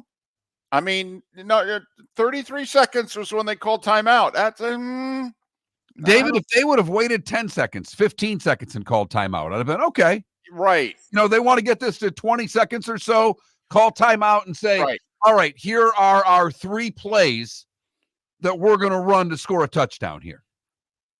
Right. But yeah, so, and he didn't like that. And then obviously he wanted them to go for 2. And we find out after the game that Todd Bowles, what's the exact quote? I never really considered it. Or I didn't give it much thought. Something along those lines. I didn't give it much thought. I would have been thinking it the entire time we're driving down the field. I literally would be saying, after the offensive coordinator called the play, I literally would be saying, get your best 2-point play ready, by the way. Get it ready. We're going for 2. What we don't know and what we will never know is Todd Bowles said he wasn't really considering it. David, the point you brought up earlier in the show, I think, is a great one. Where is the rest of the staff? Where is someone in Bowles' ear? And I said the offensive coordinator, and you're like, no, not the offense. He's called plays. Anybody, somebody on the sidelines. And here's the problem, okay? Also, when they burned their last time out, like, I think Baker might have burned his last time out to lobby Bowles, but he couldn't. They didn't have time. Okay, he couldn't lobby him because the play clock. I mean, so they would have gotten a delay of game, which would have moved them to the 7. I mean, so once the kicking unit came on the field, I can't believe it. I'll say it again. Before the final drive for Tampa Bay, plays in the game were 70-42. I mean, come on. If this was a fight, you're losing the fight, and they've worn you down, and they're better than you. They're better. They got Patrick Mahomes. They're the Chiefs. They're better. And you go out in the 12th round, and you have a chance to knock them out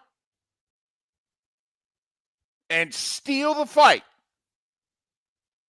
and you don't take it?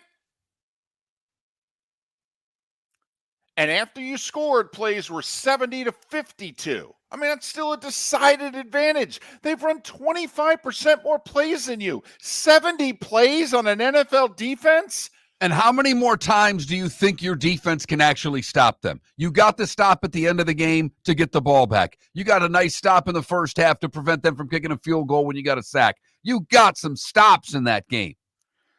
Golly. But they were, and I don't know what it ended up being because I'm trying to think if they had third downs on that final drive. I think they were 11 of 16 on third down, David. I don't have it in front of me. I could pull it up really quickly. But Mahomes was damn near perfect throwing the ball on third down. He had one incompletion. It was a drop.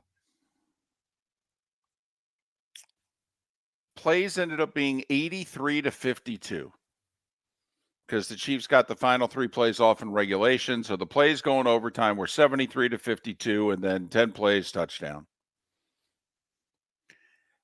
I'm messed up by this. I'm more messed up by him saying, I really didn't think about it. And he blamed the elements as the other reason why he wasn't thinking about it. Hell, then I would want to take a kick out of the equation. I mean, that's the other thing. The extra point's not from the 20 anymore. Before you were guaranteed the tie. Now it's about, 93% you're going to get the tie. I couldn't believe it. And I still obviously cannot believe it. They're 9-point underdog. That's a big underdog in an NFL game. Was there a bigger underdog in an NFL game this weekend? Point spread wise. I mean, the Raiders were what, 7 in Cincinnati? I'm trying to think. Denver was 9 as well. Denver 9 in Baltimore. Okay. Right. But I think that was it, David. The Jags weren't that many. Jags were what, 6.5, something like that in Philly? Dolphins were 6.5. I mean, they were the biggest underdog on the board, basically.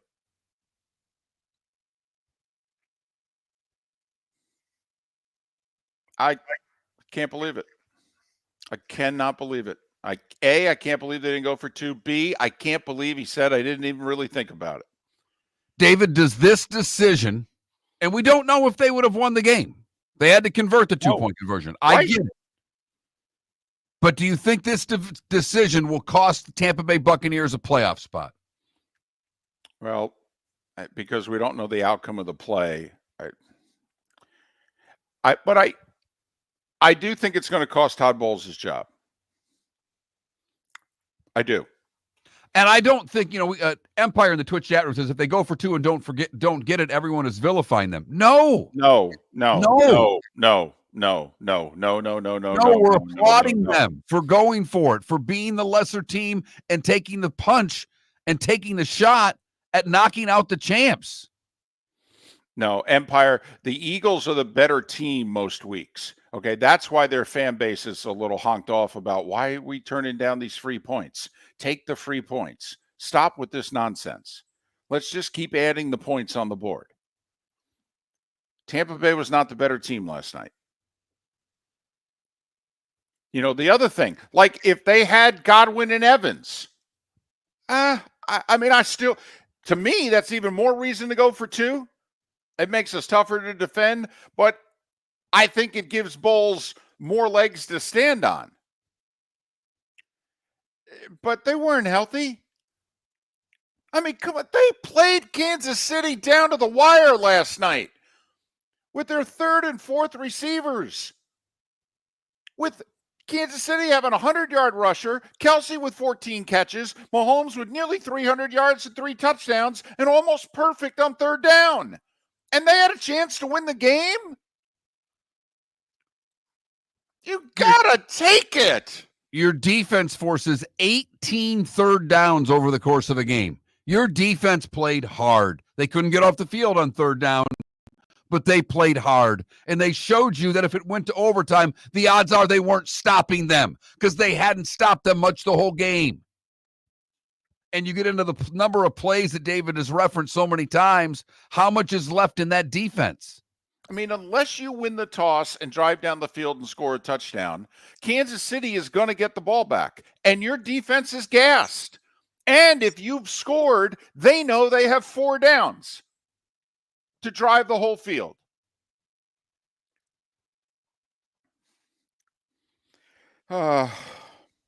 Pat Kirwan, 30 minutes from now. Well, we know the first thing we'll talk to Pat about. Apparently, there have been other games in the NFL this weekend. We'll get to them.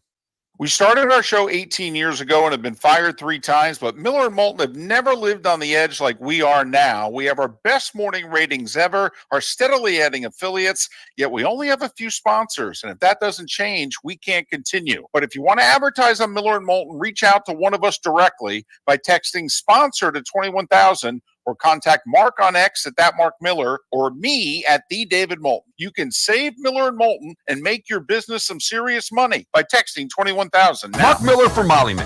Why Molly Maid, you ask? Trust. Moulton was a customer for 15 years. Affordability.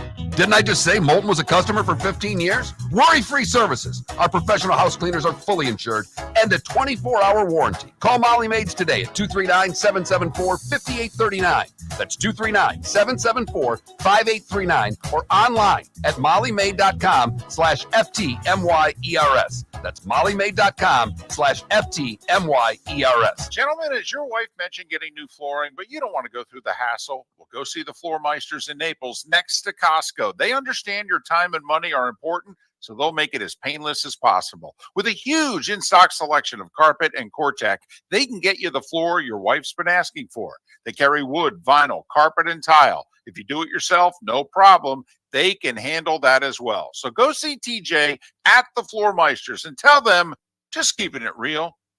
The Cape Coral Police Department is growing. They are currently looking for police officers and are offering a $10,000 signing bonus to newly hired officers. If you desire a career in law enforcement, or if you are already in law enforcement and thinking about making a move to a better agency, think Cape Coral Police Department. If you're looking for a police department that is committed to excellence, that invests in the highest level of training, state-of-the-art equipment, and some of the highest compensation in all of Southwest Florida, then the Cape Coral Police Department is for you. Visit capecops.com. That's capecops.com. This is Miller and Moulton.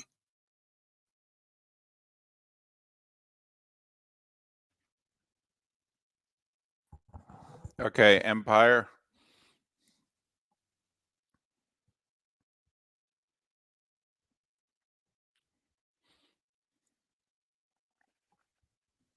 Empire, I've been saying this forever.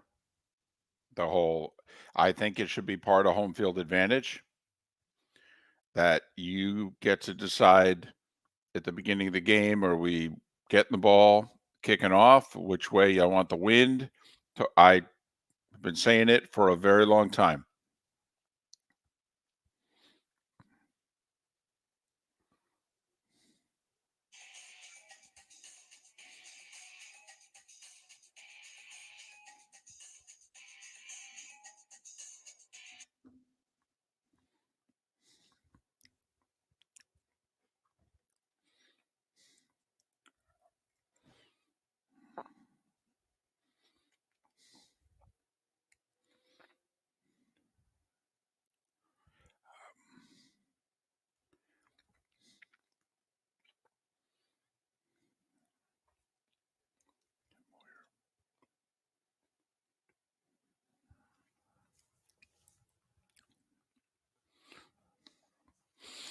Well, I don't think he'll be hard on him, but I do think he'll say whether he agreed or disagreed with the decision.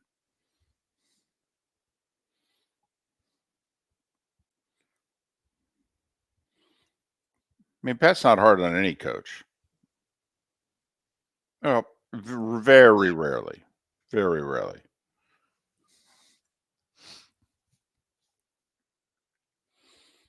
I mean, he's good to the Seattle head coach, and that guy replaced his best friend in football, Pete Carroll.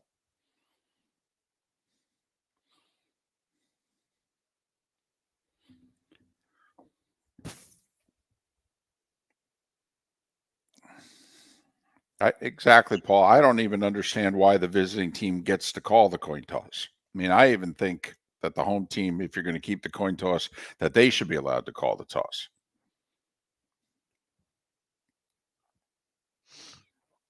Even though statistically it shouldn't matter, to me, the perception is ridiculous.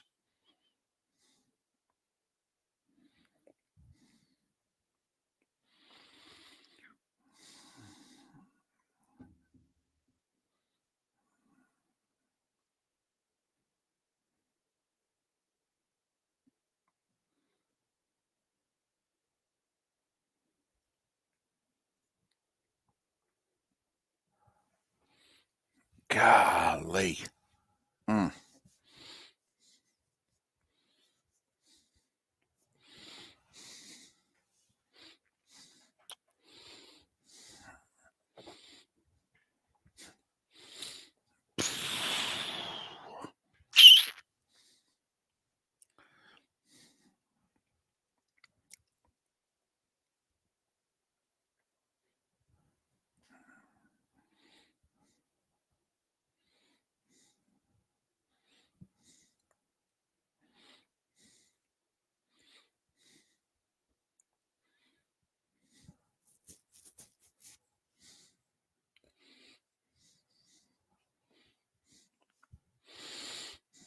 No, Sonny. I think Todd's just conservative, defensive-minded head coach. Kick the extra point and let's go to overtime.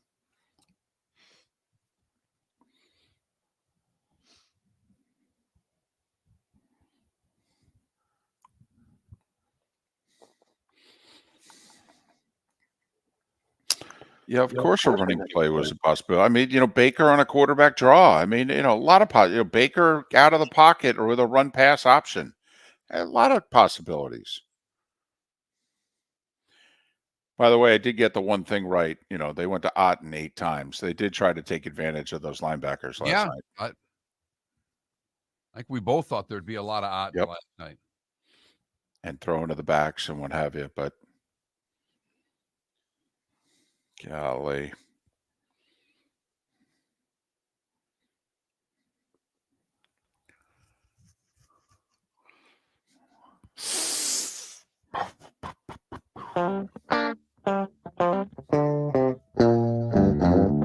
You're listening to Miller and Moulton. And now, here's Mark Miller and David Moulton. 22 minutes before Pat Kirwan joins us at the top of the hour on Miller and Moulton, millerandmoulton.com, Miller_Moulton on X. David Samson joined us earlier this hour. He joined us on the American Paint Supplies hotline, your one-stop shop for all your coating needs. All right. Let me ask you this. It's a hypothetical question. One day, I hope it's reality. I have many bones of contention in sports and life on this journey in the pursuit of happiness. But you know my feelings about the coin toss. I hate it. I think it should be part of home field advantage, that the home team gets to decide at the beginning of the game, do they want the ball, do they want to defer, and which side they want to defend, playing for the wind or whatever, whenever they want it. And that the only game that should have a coin toss is the only game without a home field. And that's the Super Bowl. And oh, by the way, we happen to bet tens of millions of dollars on it. If I had my way and the home team would have determined at the beginning of overtime whether or not they're getting the ball or they're kicking off. And let's face it, outside of one head coach in the history of the league, every team that's won the toss has taken the ball to start overtime. If Todd Bowles knew that the Chiefs were getting the ball to start overtime, do you think he goes for 2? Yes, I do. And I think he believed that the 50-50 shot at getting the ball and going down the field and scoring another touchdown like they just did was a possibility. And I have to admit, if I'm the NFL, because deep down, Mark, once again, what is the NFL? TikTok. A TV show? If I'm the NFL, and this is, after all, a TV show, what do I want more? A game ending in regulation with a team going for the win in the closing seconds? Or do I want overtimes?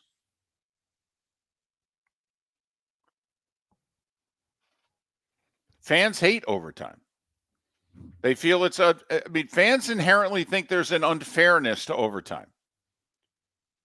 Whether it's the team wins the toss, takes the ball down, scores a touchdown, wins the game. Whether it's a team even that wins the toss, kicks a field goal. Now the other team knows they have 4 downs to match what the other team had to do in 3. Also, overtime's only 10 minutes now. It's not 15. I mean, in the Titans-Patriots overtime, the Titans took 7.5 minutes off the clock before they kicked their field goal. I mean, Patriots got the ball back, only needed a field goal. But they also only had 2.5 minutes. And since it's a TV show, Mark, what's the one thing we don't want? We don't want overruns. We got windows, man. We got to fit this sucker in a window. Let's go. Let's move it along. I'm wondering if somebody has the wherewithal to bring this up in a meeting and go, can we talk about the end of the Chiefs-Bucks game? Why do you want to do that? Well, let me just get back to the coin toss.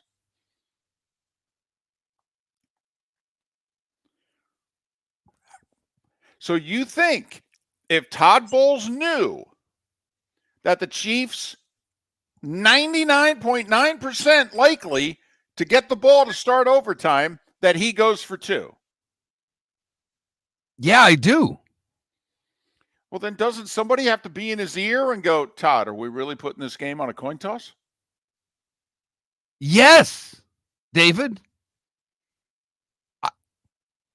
I would have, that's the post-game presser, and you love post-game pressers. I don't pay nearly the attention to them that I should, because there is information that's given, but the game's over, I go to bed. It's midnight. I've had enough. I got to get up in a couple hours. But when he's asked about the 2-point conversion, he said he didn't give it much thought. I'm with my hand raised going, were there any other coaches telling you to go for 2? Oh, yes. Mark, there's 5 follow-ups off of that. Okay, you apologize to the other members of the media and you go, hey, guys, I'm sorry, I got to follow up. Why did you not give it much thought? Okay, and then he answers it and go, did any other coaches, were they in your ear? Can you go through, Coach, could you just take a moment and explain to us the decision-making process that you have there? Is there time for input? Can anybody chime in? Do you have like a quality control coordinator? Somebody in your ear, basically. Mark, I have believed this for a long time. My role to a color analyst, and I've always believed there should be somebody like that for these head coaches. Now, coaches now are hiring officials. Bill's hired John Perry, to go through replays and, rule things during the game. I believe you need a trusted friend. Somebody to talk directly to you, by the way. He doesn't talk to any of the other coaches. He talks to you. Hey, Todd, start thinking about whether you're going for 2 or not. Oh. And that, of all of the things that are said after the game, the fact that he said he didn't really give it much thought is maybe the most shocking to me. If he'd have gotten up there and said, we thought about it, and even though he did blame it on the elements, we thought about it, but we didn't think we had the right play. We thought our offense was tired after that drive. Give me something. Right. Don't give me, I didn't think about it. If he said we burned our best play because we were down at the 1, the last 2 plays that we used were our 2 best 2-point plays. I felt we had burned our 2 best 2-point conversion plays. I didn't want to go to my 3rd best 2-point conversion play. Okay. You gonna be able to make it to the playoff show tonight? Are you going to be able to get through the day okay on this? Mark, if you need a distraction, we've got Maction. So it's the Chippewas that are going to save you. The Central Michigan Chippewas are what will save you. I have no problem getting to 7. It's getting to 7 o'clock tonight. That's going to be my problem. If I can get to the College Football Playoff Committee, never have I wanted to hear from the idiots that are the college football playoff committee more than tonight. And then I've got my distraction because I've got Maction. That's our philosophy today. Since nothing that happens today is going to be resolved within the next couple of weeks, we're suggesting you need a distraction. We've got Maction. Because they're keeping score tonight. Winners and losers in the MAC tonight. You'll go to bed knowing who won, who lost. The other one may take some time. Likely will. That's all. We don't do that on this show. We're just presenting facts. That's all. We treat that the same way we treat a game. We just handicap the thing. And the one thing we know is that we don't have a winner or a loser tonight. Most likely not. Arizona says it could take 13 days. Pennsylvania, 3. Unless you think one side or the other is going to win without those two states in play, knock yourself out. Watch hours of it. Watch Steve Karnacki. All right? Nice guy, by the way. I love me some Steve Karnacki. I do too. Halftime of action, I'll flip over and give me some Karnacki. In fact, I'll be upset if they're not putting Karnacki on during halftime. Golly. I've never said the word golly in my life as much as I've said it on the show today because I'm really trying not to curse. Don't get your mother mad at you. I know. That's the one thing we have to have for certain. Oh, man. Our show ends at 10. I have 9 hours I have to be distracted not thinking about Todd Bowles not going for 2. And I've got things going on in my life, and this is still the only thing I can think about. This is not you. I don't know if I ever recall a time in which you've been so messed up, because we do have the college football playoff committee to talk about. Where's Indiana? Where's BYU? There's things to talk about. The rest of the NFL's out there, although there's a bunch of garbage teams that we brought up yesterday with all the 2-win teams. And the problem is I early voted, so I can't even go stand in line for 4 hours potentially, which apparently some people are going to do today. I'd love a 4-hour wait in line today. Here's what I'll do for you, because I'm voting right after the show. I will text you updates as to how long it's taking. Great. I want photos as to how long the line is. I want you to walk the line in reverse. I want you to show me how long it is and then where you're getting in. Please. And by the way, I need an active NFL trade deadline today. Okay? Hey, NFL, do me a favor. I need deals. I need stuff happening today. Another coach getting fired at 10:06 a.m. That'd be fantastic too. Yep, keep doing all your big stuff right after we sign off. That's great. But I need it today. Get me to the college football playoff committee at 7. I'll take it from there. You'll be able to take a nap today? I don't know, and I'm exhausted. I slept 3 hours. Todd Bowles woke me up in the middle of the night. Those are words I can genuinely tell you have never happened before. And you don't care. The best part is you don't care about the Bucks. No, I don't at all. On this show, we root for the Bucks, Dolphins, and Jags because it makes our life easier when they're good. Right. We would much rather be talking about teams that are good teams than bad teams. Unfortunately, right now, we have 2 bad teams and one team that had a chance to get to mediocrity and blew it last night. Flat out blew it. I'm sorry. You know what? RCB in our Twitch chat room made a good point. I haven't been this verklempt about a coaching decision since Kevin Cash took Blake Nell out of the Game 6 of the World Series in 2020. You're absolutely right. I was so bent out of shape. I sent Joe Buck like 7 texts. He finally had to text me and go, I'm doing a game here. Okay. Yeah, it's 4 years. 4 years. And both of them happening because of Tampa coaches / managers. Right. And I said, by the way, How long will it be till the Tampa Bay Rays ever get in a position like that to win a World Series? Well, it's 4 years and counting. Clock's going to tick for a long time. When are the Bucs going to be in a position to beat a team like the Kansas City Chiefs again? Now, as I mentioned, the Bucs still have, they still have the Giants, the Panthers twice, the Saints, and the Raiders. Right. I know. That's 5 wins. That is. But come on, man. Do you really want to lose to the Chiefs and the Niners? And do you want to try to go 6-1 the rest of the way? No. One play from the 2-yard line. I'll say it again, 8 o'clock. If Lisa Salters interviewed Todd Bowles and said, Coach, I'll give you one play from the 2-yard line to win or lose the game, would you take it? We can do it right now. Right now. I could line it up. I could end this. Tell me he wouldn't say yes. We think they'd all say yes. And then when it becomes decision time, they back out of it for whatever reason.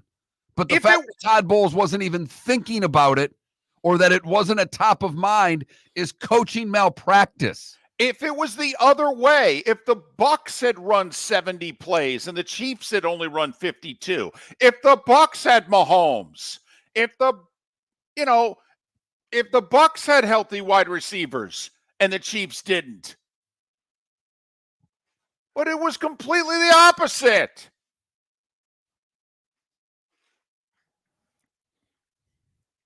It seemed simple to us. It wasn't that simple to Todd Bowles. Or I guess it was simple to Todd Bowles. Kick the extra point and go to overtime. And put all your faith in a coin toss. Because if you lose it, you're done. Your defense had been on the field too much.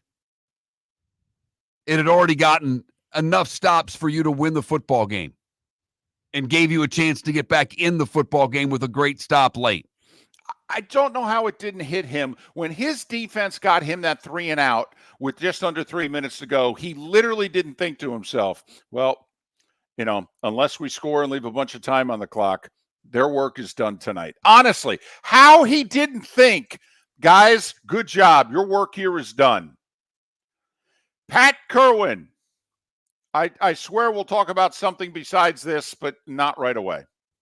We started our show 18 years ago and have been fired 3 times, but Miller and Moulton have never lived on the edge like we are now. We have our best morning ratings ever, are steadily adding affiliates, yet we only have a few sponsors. And if that doesn't change, we can't continue. But if you want to advertise on Miller and Moulton, reach out to one of us directly by texting sponsor to 21,000 or contact Mark on X at that Mark Miller or me at the David Moulton. You can save Miller and Moulton and make your business some serious money by texting 21,000 now. American Paint Supplies, for nearly 30 years, is your one-stop shop for all your coating needs. If you are a designer, a contractor, a professional painter, or a weekend warrior, American Paint Supplies is the place where experts go to get expert solutions. At 6100 Shirley Street in Naples off of Pine Ridge, American Paint Supplies delivers the best solutions with the best products with the best support. Meet Gene and his team today at American Paint Supplies. Call 239-566-2700. That's 566-2700 or online at AmericanPaintSupplies.net. Cape Coral Police Department is growing. They are currently looking for police officers and are offering a $10,000 signing bonus to newly hired officers. If you desire a career in law enforcement, or if you are already in law enforcement and thinking about making a move to a better agency, think Cape Coral Police Department. If you're looking for a police department that is committed to excellence, that invests in the highest level of training, state-of-the-art equipment, and some of the highest compensation in all of Southwest Florida, then the Cape Coral Police Department is for you. Visit CapeCops.com. That's CapeCops.com. The world-famous cigar bar started as a neighborhood place in downtown Fort Myers, and now it's a brand, a destination, with 4 locations. The original place, Henry Street, Fort Myers, Gulf Coast Town Center, on Southeast 47th Terrace off the Cape Coral Parkway, and the Lounge on West 1st Street in Fort Myers. A place to go, whether you just need a relaxing drink and a smoke after a tough day at work, or a place to go celebrate. From relaxation to celebration, the world-famous cigar bar. Honey, you want to come out? I haven't seen you since Glass Doctor installed our custom shower enclosure. No thanks. Well, you can't keep eating breakfast in the shower, and laminating your magazines is getting expensive. You remember we have guests coming over tonight, right? Oh, I'm sure they'd love to see the shower. It's our neighbors, and I highly doubt they want to be hanging out in our bathroom. The shower's so good, you'll never want to leave. Visit glassdoctor.com today and schedule an appointment online. Is snoring bothering your spouse? Would you like to sleep in the same bed again? Do you know that snoring can affect your sleep cycle and cause lower testosterone levels? At Sleep Treatment Direct, we have easy solutions. We have a simple laser procedure that can improve snoring in 10 minutes. If you would like to get back in the same bed or are looking for a natural way to treat low testosterone, give us a call at 239-444-1741. That's 239-444-1741. Or go to sleeptreatmentdirect.com. That's sleeptreatmentdirect.com. Sleep Treatment Direct. Sleep safe and sound. This is Miller and Moulton.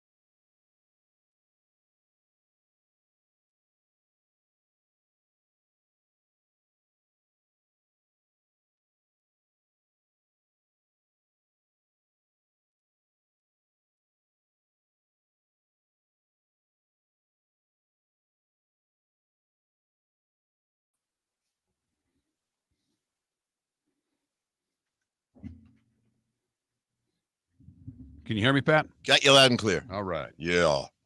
In studio today. Yes. Oh, it's right. He voted. Yep. Yes, I did. 5-minute wait line. Wow, I'm impressed. Well, I don't know if you're impressed, but I interviewed everyone online. And they're all with me. Yeah, well. They are. All right, here we go.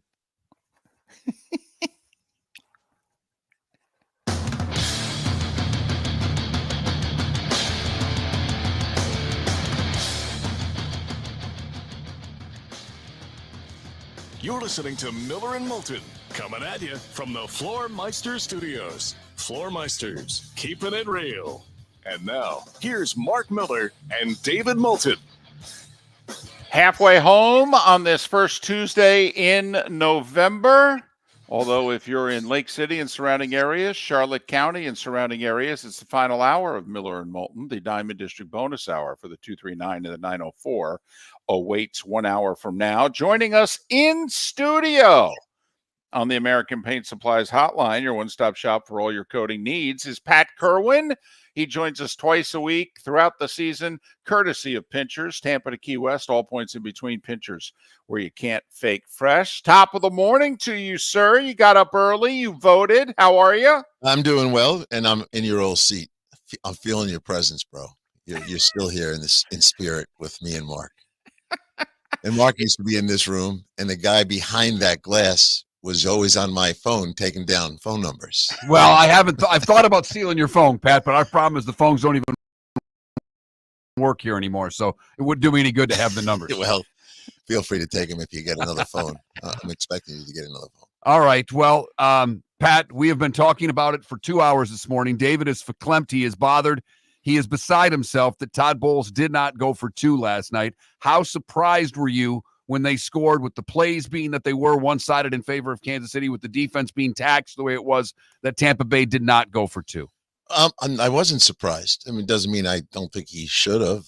They don't do it. I've worked with 4 different head coaches. They play the percentage game all the time, and they weren't going to leave the game on the field there. They thought, hey, and I promise you, there's 32 of these guys, 31 of them are going to take the point and go to overtime. Now, okay, it's funny. I asked that question of Mark earlier, all right? And Mark, you thought the answer would be what? You thought 20 plus would actually have gone for it in that same situation.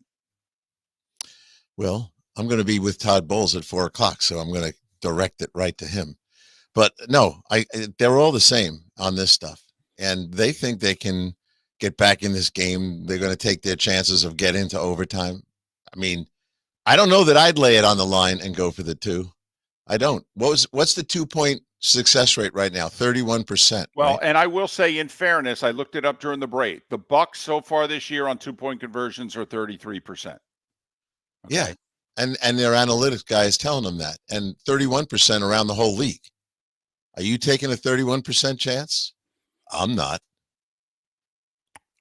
I know it's boring football. No, it's screw boring. No, screw boring. It plays for 70-52, okay? And come on, they're better than you. They got Mahomes. You're counting on a coin toss, and then you're counting on scoring 7 on the coin toss, because if you don't, you only score 3, then they got 4 downs to match it or do better. I just think you have a better chance from the 2-yard line to win that game than if you let it play out. And I'm sure you would have commended him for trying if he didn't make it. Yes. Yeah, of course you guys would. But he's thinking about other bigger things than getting the love from you two. No. Well, how about winning the game? What's bigger than winning the game? Pat, come on now. What's worse than losing the game? He's not going to take the chance. It's easy right here. And you know what? I love being in the studio. I don't have to make those kind of calls. I don't have to call down to Pete and go, hey, go for it. I don't have to. But I understand the pressure they're under. And, the other day, guys were calling and bashing coaches. Everyone wants to fire everybody now. That's it. Yep. Yeah, Pete called the show on his own and just said, look, I'm sitting home. I'm listening to this. Can I have 15 minutes to explain to these people how hard it is to make these decisions in real time and how tough it is for all of us to accept the decision? All right, well, to me, that's a bigger issue, because when Todd Bowles said after the game, I didn't even really think about it.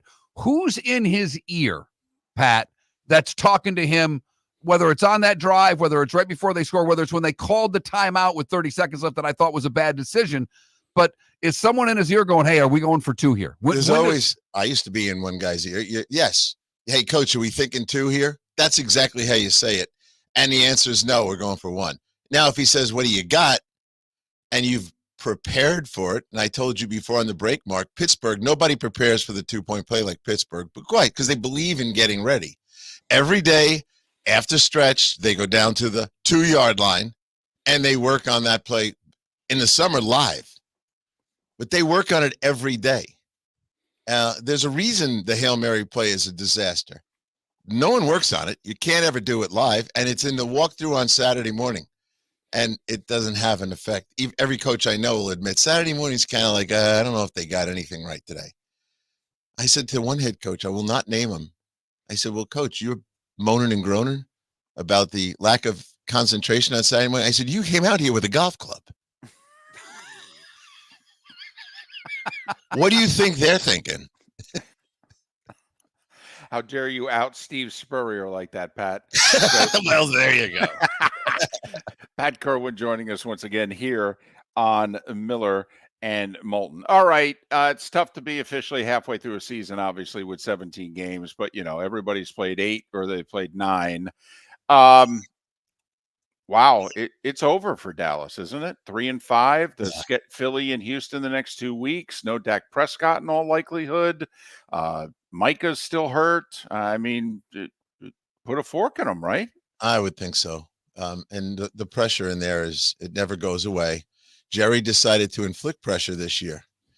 No coach extension. A normal owner would have given him a 1-year extension, so we didn't have to talk about this. But what did Jerry do? Jerry said, I'm going to create mental toughness. I'm not going to give him a contract. He's going to coach really hard because I love when guys have their backs to the wall. Come on. You created part of this problem because now your team knows the coach is a dead man walking. Lame duck coach. Did anyone read the lips of Dak Prescott on the sideline? I did. Yeah, he said we suck. Yeah, we suck. He's not wrong. Hey, back to Tampa with one thing on a positive to me is their OC. I've made the comparison earlier to David with Miami, with McDaniel having, and I know it's a difference not having 2 receivers versus not having your quarterback, but this team without 2 receivers was so prepared to go play an offense that wasn't their main offense, that he had to resort to something different. He had to change his style of how he calls a game because no Evans and no Godwin, and still is able to produce a lot of offense. This guy knows what he's doing back there. He sure does. And didn't he win last week without those 2 receivers? He won that game last week, I believe, without his 2 guys. Look, Baker Mayfield deserves a lot of credit for who he is now, and I give some of that credit to the guys that are coaching him and getting the most they can out of him. Baker either won or he threw a bunch of touchdowns, but it wasn't the offense's fault last week if they lost, but I think they won. No, they lost to the Falcons. Close game. They've lost 3 in a row. 2 points. Yeah, about 31-26, but he still put 26 up. Yeah. So, here's the other side of the coin. Like when you somehow whatever Andy Reid touches turn to gold. If you think about Kareem Hunt, P. Ryan, and D-Hop, the guys he picked up during the season, they had 238 yards and 4 touchdowns last night. Those 3 guys. And throw Uche in that he's got an extra pass rusher. But Kareem Hunt, no one wanted him. P. Ryan got fired. D-Hop was available basically since August. And those guys go to Kansas City and it's 238 yards and 4 touchdowns. It does seem, though, Pat, like we joke every year that a good player is going to fall to the Ravens. Okay, not just in the first round, but seemingly in half the rounds. Okay, it does make you wonder to the rest of the NFL, what the hell are you guys doing that these guys are ended up in Kansas City? Because, by the way, it's not just this year. They've picked guys up in the last 2 seasons during the year. Well, I'm always more impressed not with the trades, but with the free agents. Kareem Hunt was at home looking for work. The whole month of June, I'm saying someone needs to sign Kareem Hunt. Not because I'm a genius, because the guy's good. Like Dallas could, tell me he would not have been the best running back in Dallas. Absolutely. Absolutely true. So, how you manage your team. Look, Andy controls everything. Veach is a great guy and he works hard and he's very smart. But Andy controls everything. And the guys want to play for Andy. And I think guys want to play for your man up in Detroit. If you have a head coach that they want to play for, they will come to you. The agents are calling, going, hey, you want Kareem? He'd love to be back there. And so that's a part of this equation. And I think a lot of guys like playing for Todd Bowles, by the way. I talked to a lot of their players. They like Todd. And Todd has always been like, when he was at the Jets, they should have never fired him. But you saw his personality, his style. It's kind of deadpan. He's pretty funny with us, but mostly he's He's not dynamic. The players know all about him. It's kind of interesting. If you have that point man who's someone they want to play for, they'll come to you. With that being said, how much movement are we going to see today, Pat? Is there going to be, I mean, if I put the over-under at 2.5 trades, would you go over that? 2.5 trades. I love you guys with the halves. No, I won't. Look, we're going to have one trade and one new president. That's what we're having today. Well, I'll tell you what, I think we're only going to have one trade today because I don't think we get a new president today. I think maybe later in the week, but I don't even think we get it today. Hey, your biggest fear for the Bears was the Hail Mary was going to have lingering effects. Boy, it looks like it has lingering effects. Yeah, in a lot of ways too. And it's not, the fire is not out yet. This is how ours started. Coach Cowher had his own, which you and I talked about, the three of us, and they never got it. And so the point that Bill made to me was, let's see, it happened to you with Pete Carroll and it happened to me. Neither one of us had been head coaches before. We were spiraling out of control and trying to figure out what happened. That's who Eberflus is. You know, he let that kid back on the field after 2 series. Do you know when they told him did you hear that story? Yes. And he walked off the practice field? He was told you're going to be suspended for the first series or 2, whatever they called it. You're going to have to sit on the bench. He walked off the practice field. I would have cut him. I would have docked his pay, conduct detrimental right on the spot, and then tell him one more and you're out of here. But I'm not letting you go so you can go find a job with someone. I'm going to make you face your peers every day here. And then at the end of the year, say goodbye to you. How does he last after the season? I mean, I know he's a good player, but can he stay in Chicago after this year? It depends on who he is. Is he willing to admit that he handled everything wrong, including, and now worse, it's almost like an A-B thing. Remember, didn't Juju get the MVP and he walked right off the practice field that day? That is the kind of thing we're dealing with. So can you get him to grow up? It's probably going to be a new coach, right? Well, considering DJ Moore had a chance to back Eberflus yesterday and didn't do it, and he's a team captain. Hold on. Do you see the play when he walked off the field and sat on the bench? The tail's wagging the dog in a couple places. He's Pat Kirwan, NFL Radio's Moving the Chains, CBS's NFL Today show. More with Pat on the other side here on Miller and Moulton. We started our show 18 years ago and have been fired 3 times, but Miller and Moulton have never lived on the edge like we are now. We have our best morning ratings ever, are steadily adding affiliates, yet we only have a few sponsors. And if that doesn't change, we can't continue. But if you want to advertise on Miller and Moulton, reach out to one of us directly by texting sponsor to 21,000 or contact Mark on X at that Mark Miller or me at the David Moulton. You can save Miller and Moulton and make your business some serious money by texting 21,000 now. Visit Jason and Todd at the Diamond District. When you enter the Diamond District, you will quickly discover what makes Jason and Todd so unique to Southwest Florida. Within the walls of the Diamond District, you'll find many of America's top jewelry designers who have chosen the Diamond District as their authorized representative in Southwest Florida. Tacori, Fana, A. Jaffe, Veragio, Christopher Designs, Shy Creations, Henri Dossi, all names synonymous with excellence and all proudly showcased at the Diamond District. American Paint Supplies, for nearly 30 years, is your one-stop shop for all your coating needs. If you are a designer, a contractor, a professional painter, or a weekend warrior, American Paint Supplies is the place where experts go to get expert solutions. At 6100 Shirley Street in Naples off of Pine Ridge, American Paint Supplies delivers the best solutions with the best products with the best support. Meet Gene and his team today at American Paint Supplies. Call 239-566-2700. That's 566-2700 or online at AmericanPaintSupplies.net. Gentlemen, as your wife mentioned getting new flooring, but you don't want to go through the hassle, well, go see the Floor Meisters in Naples next to Costco. They understand your time and money are important, so they'll make it as painless as possible. With a huge in-stock selection of carpet and Cortec, they can get you the floor your wife's been asking for. They carry wood, vinyl, carpet, and tile. If you do it yourself, no problem. They can handle that as well. So go see TJ at the Floor Meisters and tell them, just keeping it real. This is Miller and Moulton.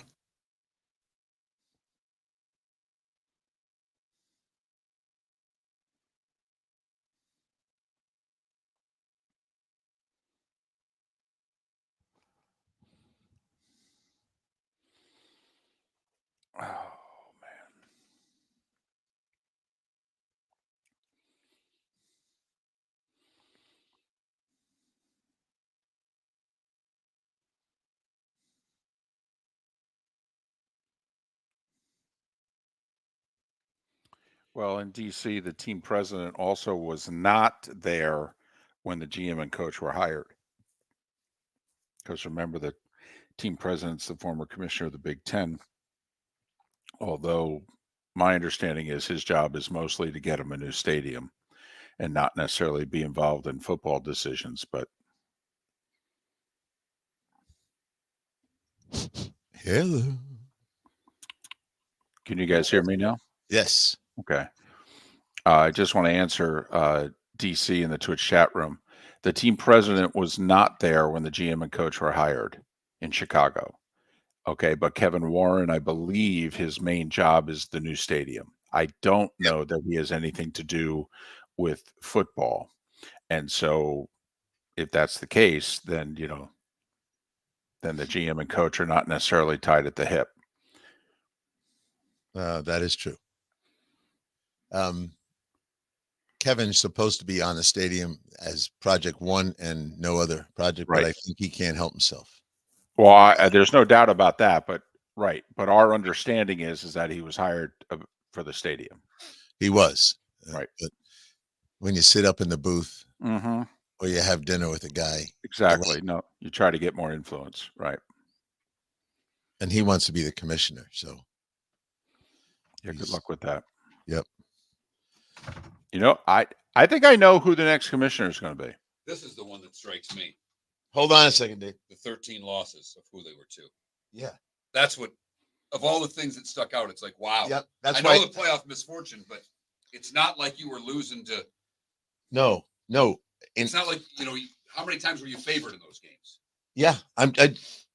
He's not getting in. I get it. But I have so much respect for him. And I got to know him pretty well because of Cower. I was just like, can I have Marty? And they go, you can have Marty. No one wanted him. And I said, well, I'm gonna put something in front of guys so they have to think about who the guy was. That's a tough list, that coach's list. Yeah, But I think they all. Shanahan's gonna get it. Yeah. Back to backs. That kind of. But that's it's Coughlin, Shanahan. Yeah, Seifert. Guys fall to the wayside like this. Dan Reeves, Seifert, Holmgren, that kind of thing. I asked Bill. I said, if you had to vote, who'd you vote for? And he said Holmgren. Now, I didn't tell him who was on it. I said, I didn't mention Marty yet because I know he would have said it. I said, of these guys, who would you pick? He said, Holmgren. I said, because you beat him in the Super Bowl? I was going to say, you're the reason he's not in. Hold on. I can't leave David out of this. I hear him. Hello. I heard you. Okay. You should have said to Cower, Bill, you're the reason he's not in the Hall of Fame. Oh, I do bug him a lot, but I don't feel like getting chinned. I don't need him hitting me with his chin for saying that to him. Oh, Lord, how you feeling? I ask once a week. Better. You sound like you're ready to go back on a plane and go see Troy. Well, I got the okay from the surgeon yesterday to travel. So great. So heading back, doing all the jobs. I'm glad you waited till after Halloween. You look ridiculous last year in that outfit. Oh, look at you and Joe Buck. Golly. And you walked down the street in it. That's what concerned me most. Hey. You left the hotel looking like that. Half mile each way, man. God. Those things are hot too. God, those costumes people are handing hot. you candy. I'm fat and they're hot. That's a bad combination. Did you catch that? Were people handing you candy? No, I know. No, they weren't. He ignored that. He just let that one go. Here, little boy. God, now don't get me wrong. I was grabbing the candy in the booth. Okay, but no. All right. Get on the road.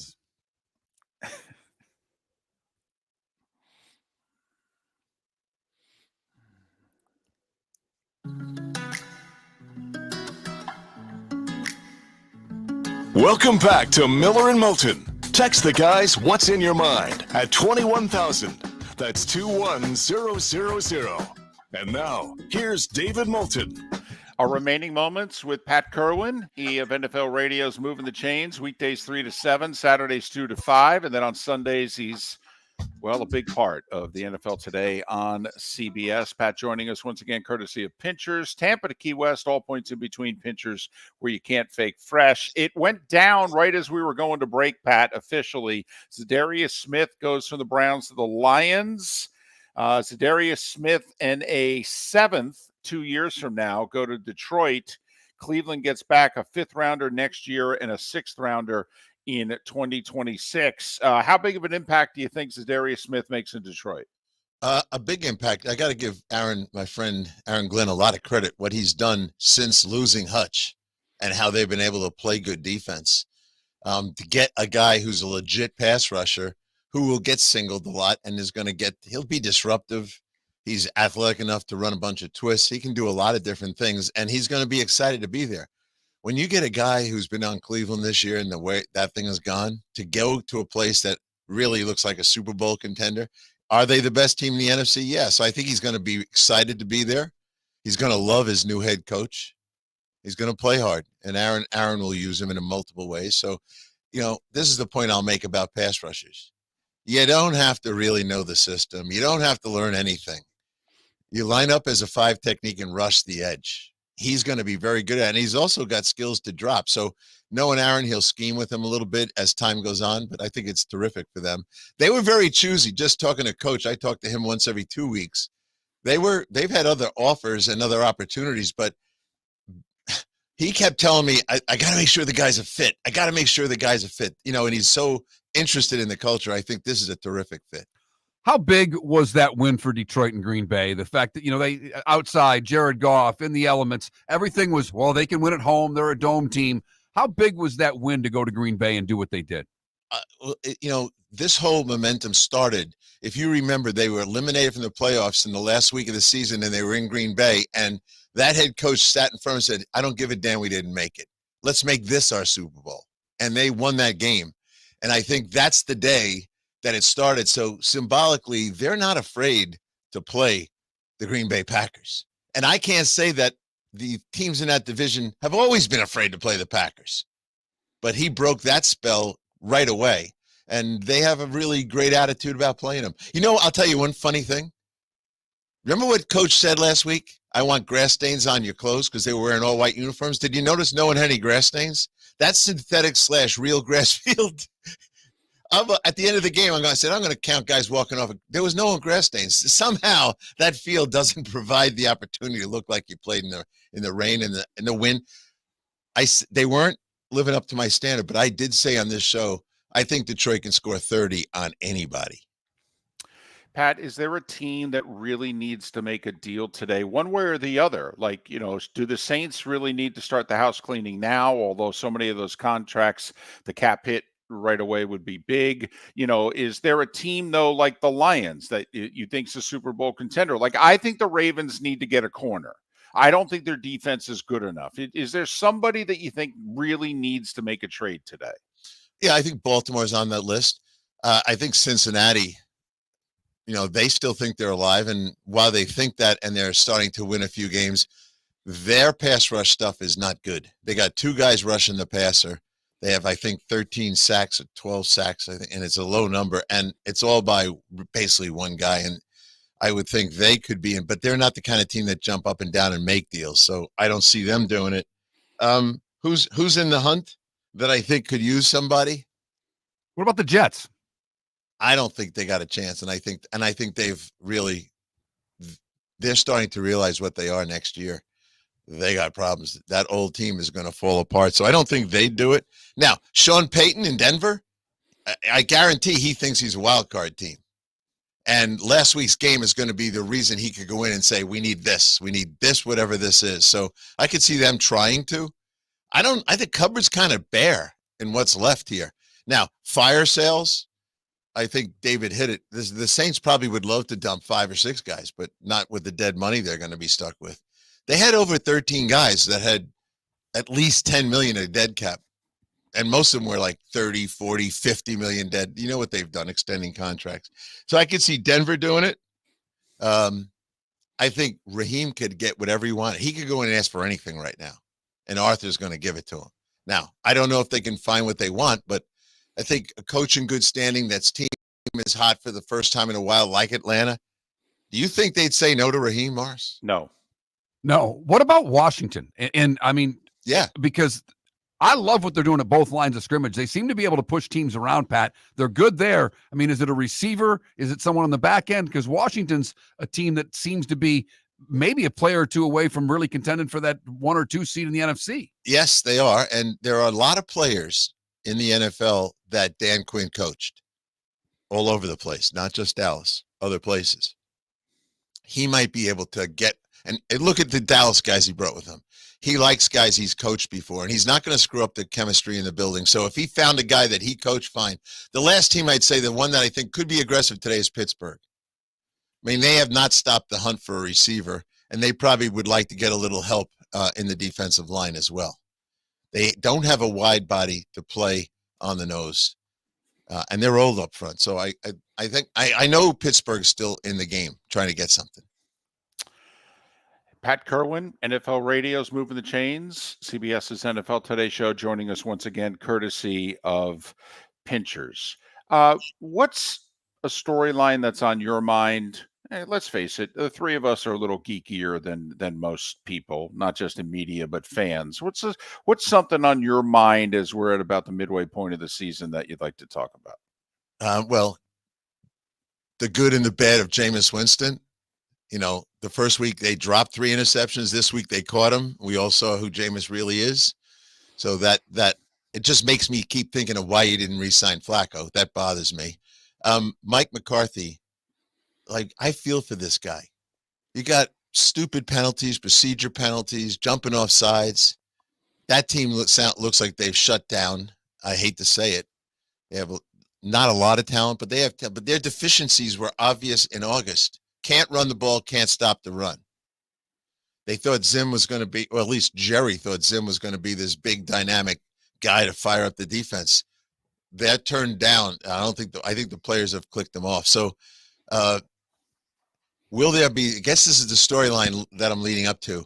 How many guys are fired before the end of the season? Now that we have 2, there's owners that are calling the owners that fired these guys. Pat, we have 9 teams with only 2 wins. I think we're going to have 3 more coaches fired before the end of the season because let's face it, Pat, there's Mike Vrabel out there. There's Bill Belichick out there. I think guys are going to want to get out ahead and start contacting them and their agents and secure deals with them, and they're not going to wait till the middle of January.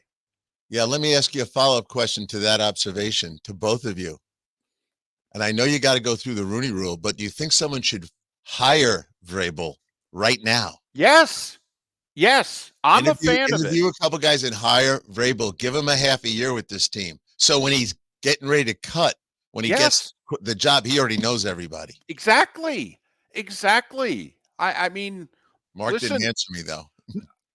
It's unusual, but I get the point that you're making because, and I heard you yesterday on the show say new coach comes in and he gets rid of all the guys that got the last guy fired. This way you can see the guys that got the last guy fired before you make your decisions on them. Yeah, and you know what? Yeah, well, David, we say it on this show a lot. If you can't sell success, sell hope, right? Because hope will sustain the fan base. You bring in Vrabel into one of these places, and he's willing. I don't even know if he's willing to do it, but if I was him, I'd be willing to do it. Here's your 5-year deal. It starts right now. I mean, I always thought Belichick was going to end up back in the NFC East, but the Bears situation now to me is very tempting, and he is a big historian in the league. That's a good job. Yes, that's a decent roster. He can win there.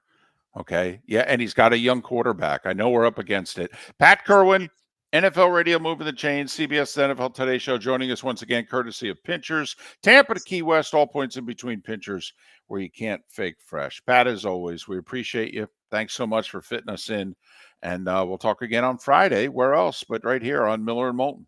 Yep. We started our show 18 years ago and have been fired 3 times, but Miller and Moulton have never lived on the edge like we are now. We have our best morning ratings ever, are steadily adding affiliates, yet we only have a few sponsors. And if that doesn't change, we can't continue. But if you want to advertise on Miller and Moulton, reach out to one of us directly by texting sponsor to 21,000 or contact Mark on X at that Mark Miller or me at the David Moulton. You can save Miller and Moulton and make your business some serious money by texting 21,000 Do you have now. a sleep problem but don't want to wear a CPAP mask? This is Mark Miller for Sleep Treatment Direct. The mask wasn't working for me, and I didn't think I had an alternative. I do. We all do. They have such simple alternatives with greater success than the mask. Visit sleeptreatmentdirect.com. That's sleeptreatmentdirect.com. And if you are like me and your CPAP machine isn't working for you, it's time for a change. Call 239-444-1741. That's 239-444-1741. Sleep Treatment Direct. Sleep safe and sound. American Paint Supplies, for nearly 30 years, is your one-stop shop for all your coating needs. If you are a designer, a contractor, a professional painter, or a weekend warrior, American Paint Supplies is the place where experts go to get expert solutions. At 6100 Shirley Street in Naples off of Pine Ridge, American Paint Supplies delivers the best solutions with the best products with the best support. Meet Gene and his team today at American Paint Supplies. Call 239-566-2700. That's 566-2700 or online at AmericanPaintSupplies.net. Mark Miller for Molly Maid. Why Molly Maid, you ask? Trust. Moulton was a customer for 15 years. Affordability. Didn't I just say Moulton was a customer for 15 years? Worry-free services. Our professional house cleaners are fully insured and a 24-hour warranty. Call Molly Maids today at 239-774-5839. That's 239-774-5839 or online at mollymaid.com/FTMYERS. That's mollymaid.com/FTMYERS. This is Miller and Moulton.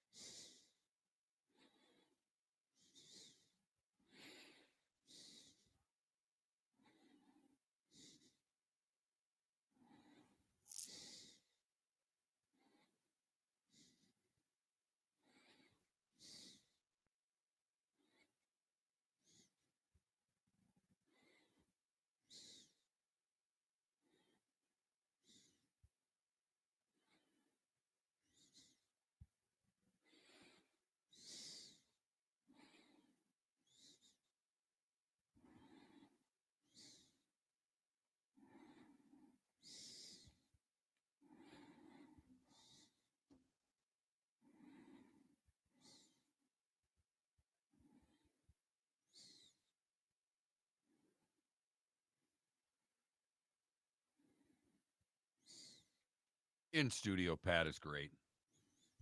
Oh, I know. Remember when we used to do that?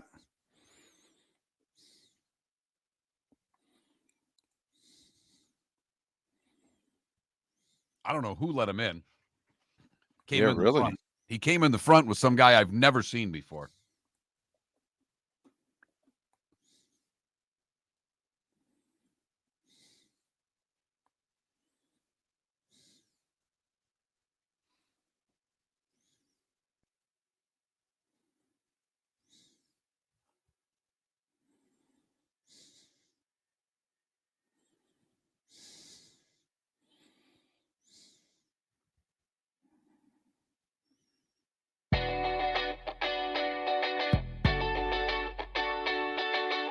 You're listening to Miller and Moulton.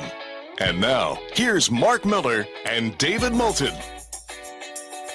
22 minutes till the top of the hour.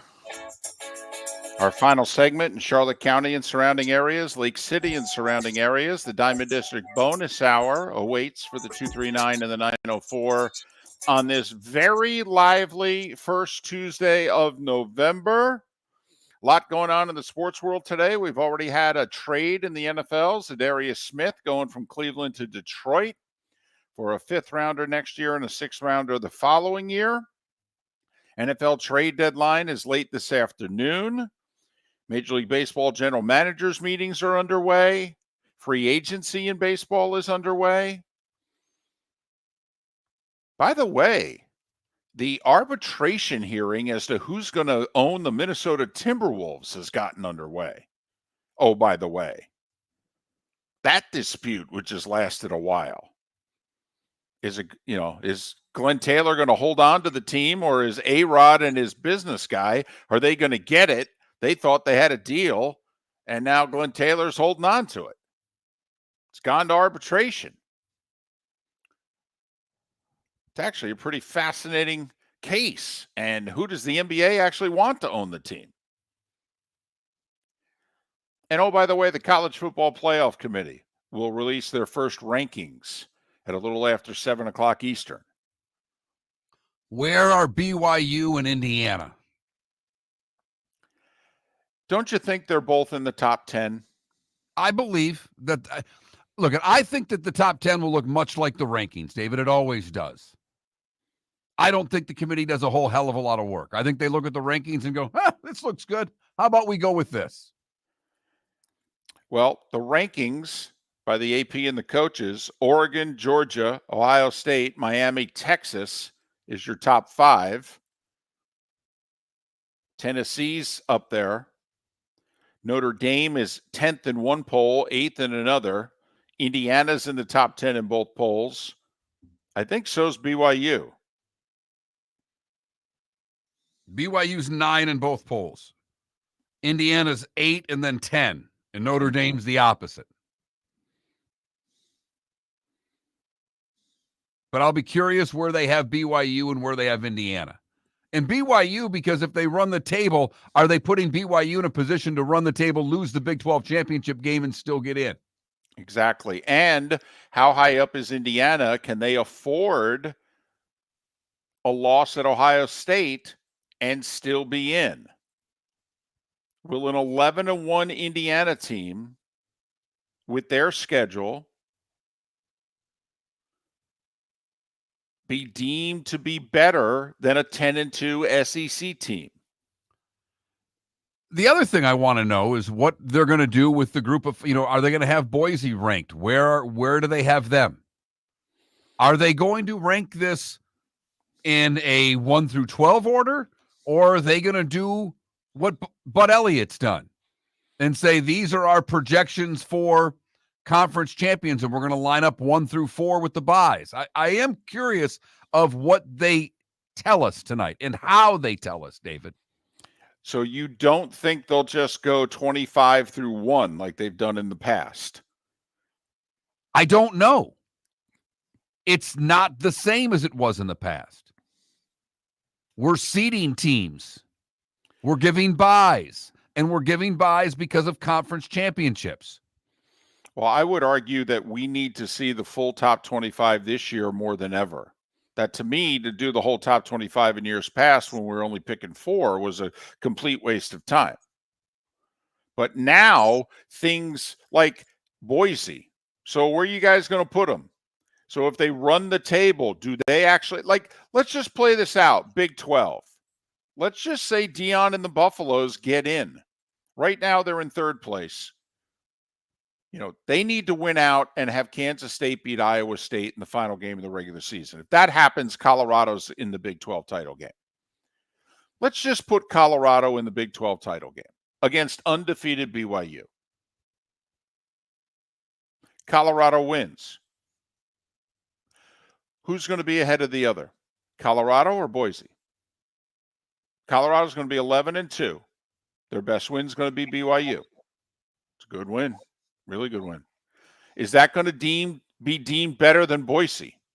Because heading into the Big 12 and Mountain West title games, Boise's going to be ahead of Colorado in the polls. And they could be ahead of them by like 6 spots. What do they do with all the 2-loss SEC teams? How do they rank them? Where do they have them? Who do they have them ahead of? Right. And how close are they to Indiana? So that if Indiana loses to Ohio State, and let's just say they get beat by 14. All right. How far are the committee going to drop them? They're going to drop them behind the 4th place team in the SEC? 1 spot behind Alabama. Exactly. Hell, they joked about it in SEC shorts yesterday that they released. I mean, they did. Right now in the coaches poll, Indiana's 10, Alabama's 11. Because remember, the top 4 seeds go to the 4 best conference champions. So potentially the group of 5 conference champion can be deemed to be ranked better than a Power 4 conference champion. For that matter, where's SMU going to be? Same scenario could apply. SMU could win out, potentially beating Miami. And by the way, Miami's got Georgia Tech this week. I don't know. I think it's an interesting game. I do too, David, particularly the way Miami's defense has been playing lately. But back to the ACC argument. How close is SMU going to be to Boise in this poll? Because obviously then if they went out and beat an undefeated Miami, they likely, if they're only a couple spots behind Boise today, they will leapfrog them. But Colorado, if they give us a full top 25 today, Colorado's probably going to be in the mid-20s, somewhere between 22 and 25. And Boise's going to be where, Mark? 14? In the teens, in the mid-teens? Yeah. So let's just say Colorado is starting the month of November 8 spots behind Boise. Can they pass them? And the answer to that is yes. Because it is a TV show. And they will. But what if they run the table and BYU loses between now and then? So I look at, if you need a distraction, we've got Maction. But and before the Maction, we've got the playoff committee. Huh? We've got distractions for you tonight. Right. Now, I will say somebody sent me a text because, you know what the distraction, ladies and gentlemen, is for. I mean, do we really need to see more of this? I mean, just let us know who won. Okay. Tonight. And it's not going to happen tonight. No, it likely won't. That's the point that Miller and Moulton have been making. Right. We're not going political. We don't do this. No. But based on just facts. Yeah. The Pennsylvania, Arizona, and Georgia, there's a really good chance that we do not know the result tonight. So we are just giving you the distraction that is Maction. But we did say that the two of us are big fans of Steve Karnacki. Okay. And as somebody texted me, okay, Karnaction. Exactly. Close. I know. Close. It's not the same, but it's a near miss. But I had a maybe boss used to say you had a good idea. If you had a good idea, that's a near miss. I call that Carnaction a near miss. so. You're saying at halftime of either Bowling Green, Central Michigan, or Miami of Ohio, Ball State, if I flip over looking for some Carnaction, it doesn't count. You can flip, and I hope it's there for you. Well, that's the other thing. They got to have him on. I'm not going to sit and watch anybody else. But no, we've got Maction as a distraction tonight as part of the 55 consecutive days of football. Remember, this runs for another 3 weeks. I mean, we've got plenty of distraction. 21,000 on the text line, Twitch chat room. Has there been one person that's okay with what Todd Bowles did last night? Matter of fact, yes. Got a texter here says, I'm kicking the extra point every day. Wow. Pat Kirwan just said on our show he thinks that 30 of the 32 coaches would have kicked the extra point. I don't agree with that at all. But Pat's point is, I know these guys. I know how they think. They're conservative by nature. They're kicking the extra point.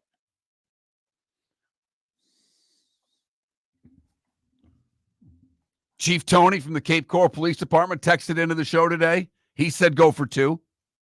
He was thinking it all the way down. There you go, Chief. Exactly.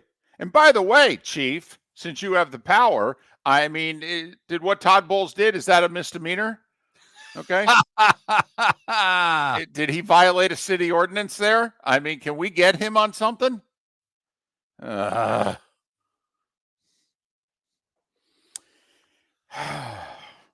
Another texter says his wife says, why are they burning so many segments talking about the Bucks?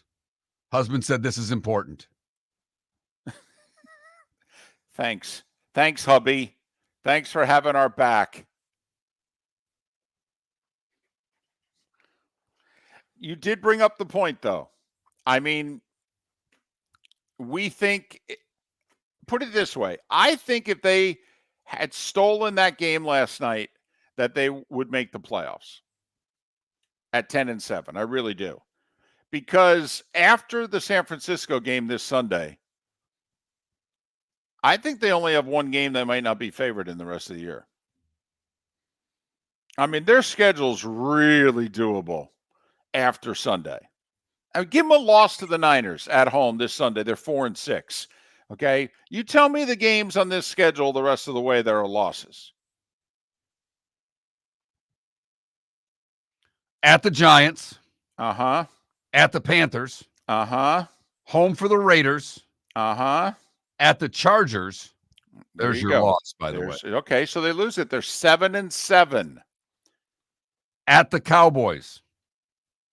Really? Home for the Panthers. And then home for the Saints. Yeah, okay. I mean, their final 7 games, they're going to be favored in 6 of them. If they get the Niners, they still have a shot at the division. A tough one, be it, but they still have a shot at the division. Because they can get to 11.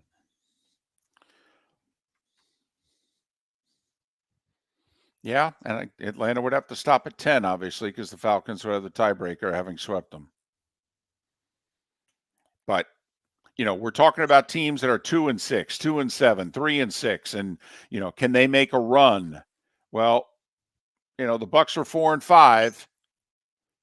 That's a schedule that you can make a run with. I mean, 2 winning teams the rest of the way.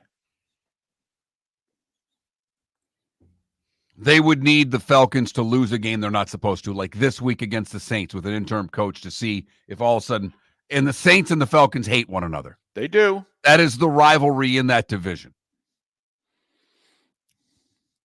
The problem now for Tampa Bay is 10 might not even be enough.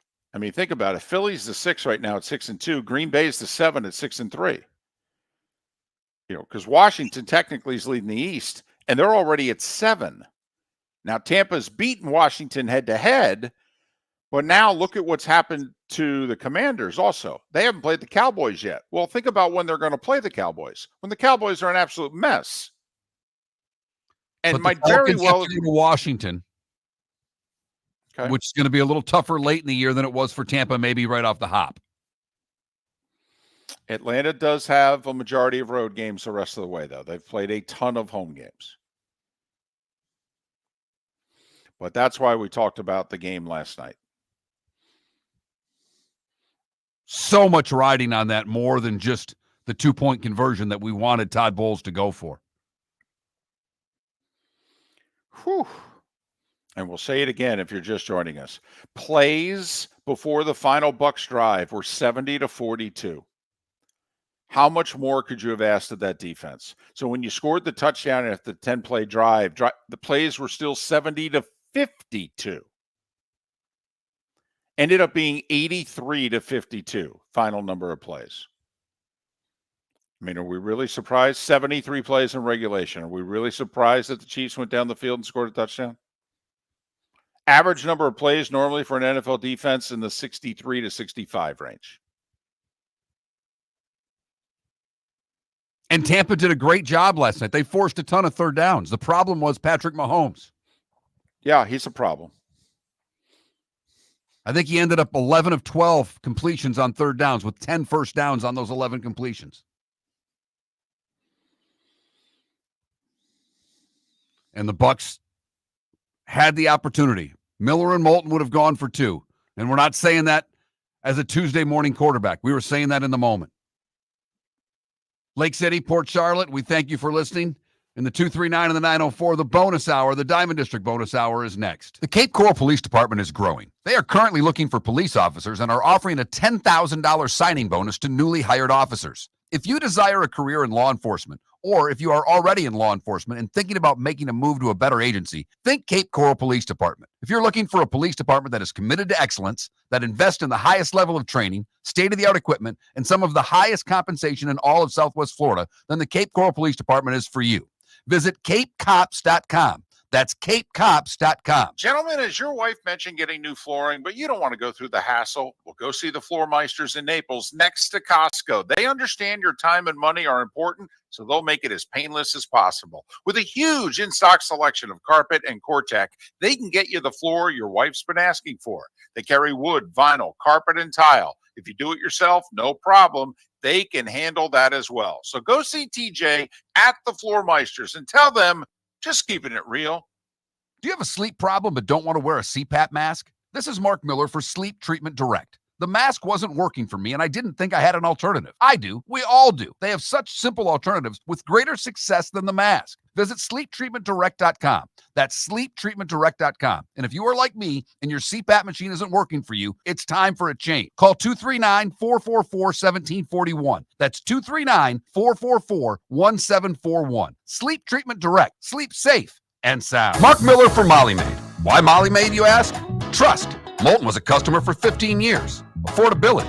Didn't I just say Moulton was a customer for 15 years? Worry-free services. Our professional house cleaners are fully insured and a 24-hour warranty. Call Molly Maids today at 239-774-5839. That's 239-774-5839 or online at mollymaid.com/FTMYERS. That's mollymaid.com/FTMYERS. Wine glasses never fall over until you get a brand new rug. Oh no! Ketchup bottles act normal till you're wearing a new shirt. Oh, you kidding me? And rocks slide peacefully on the road till the day you get a brand new windshield. Then they fly up off the road and attack without mercy. That's why new windshields from Glass Doctor come with our windshield protection plan. Unlimited repairs and one replacement for 12 months. Don't just fix it, protect it. Glass Doctor. A neighborly company. The world-famous cigar bar started as a neighborhood place in downtown Fort Myers, and now it's a brand, a destination, with 4 locations. The original place, Henry Street, Fort Myers, Gulf Coast Town Center, on Southeast 47th Terrace off the Cape Coral Parkway, and the Lounge on West 1st Street in Fort Myers. A place to go, whether you just need a relaxing drink and a smoke after a tough day at work, or a place to go celebrate. From relaxation to celebration, the world-famous cigar bar. This is Miller and Moulton.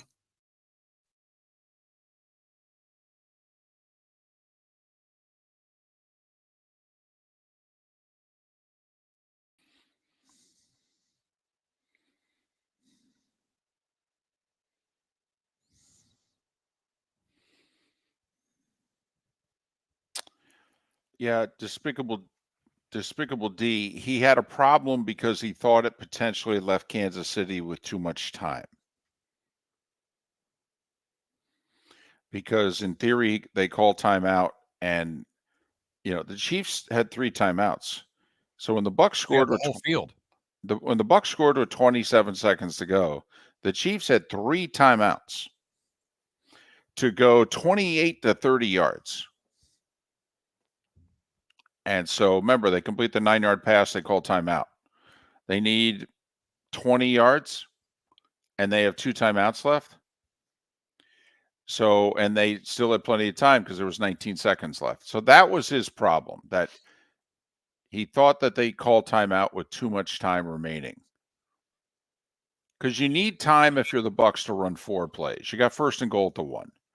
Well, you could run the last play with 1 second on the clock.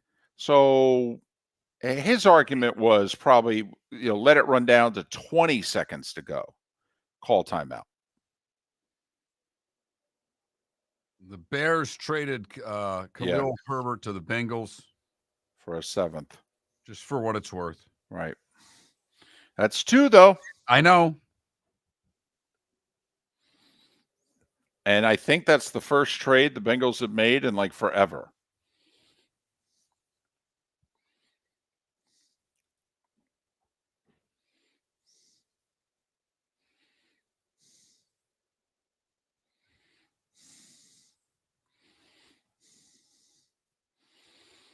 Oh, man.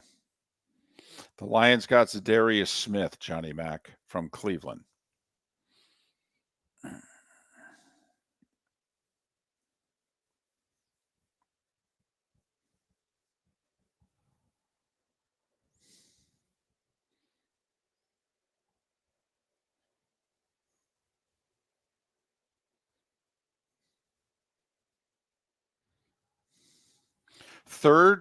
Third deadline deal, third in-season trade the Bengals have made in 52 years. Wow.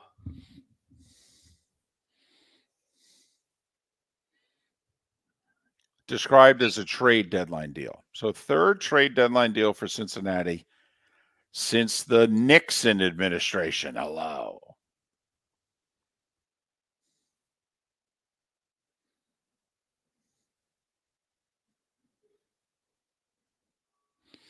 Oh, Despicable D. He's doubling down because it could be his job.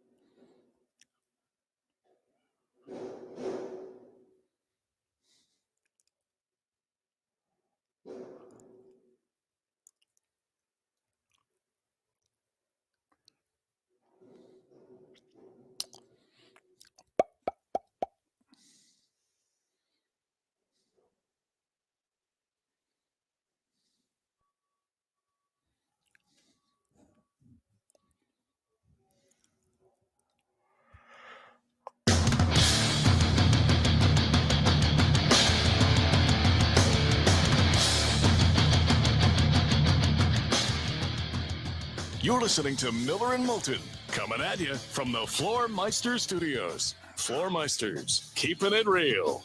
And now, here's Mark Miller and David Moulton. It is the Diamond District bonus hour on this first Tuesday in November. It's a big day because it's the NFL trade deadline at 5 o'clock today. And we've had not one, but 2 deals this morning. 2 trades already this morning. How about that? The rumored over the weekend trade of Zadarius Smith to the Lions went down. Detroit gives up a 5th rounder next year, a 6th and 26 to Cleveland. But something just happened that only happened for the 3rd time since the Nixon administration. The Cincinnati Bengals made a trade deadline deal. How about that? You pointed out during the break that is their what trade at the trade deadline in their history? Third trade deadline deal in 52 years. Yeah, this is an organization. They don't trade draft picks. They don't move up and down in the draft. They don't sign free agents. They're boring. But they went and got themselves a backup running back. They need a pass rusher. Will they pay the price and go get him? Baltimore needs some defensive help. Will they pay the price and go get it?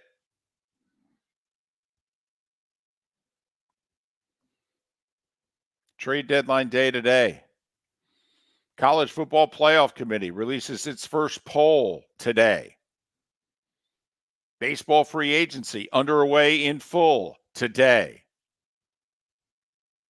Maction for the first time on a Tuesday and a Wednesday begins tonight. You want a distraction? We've got Maction.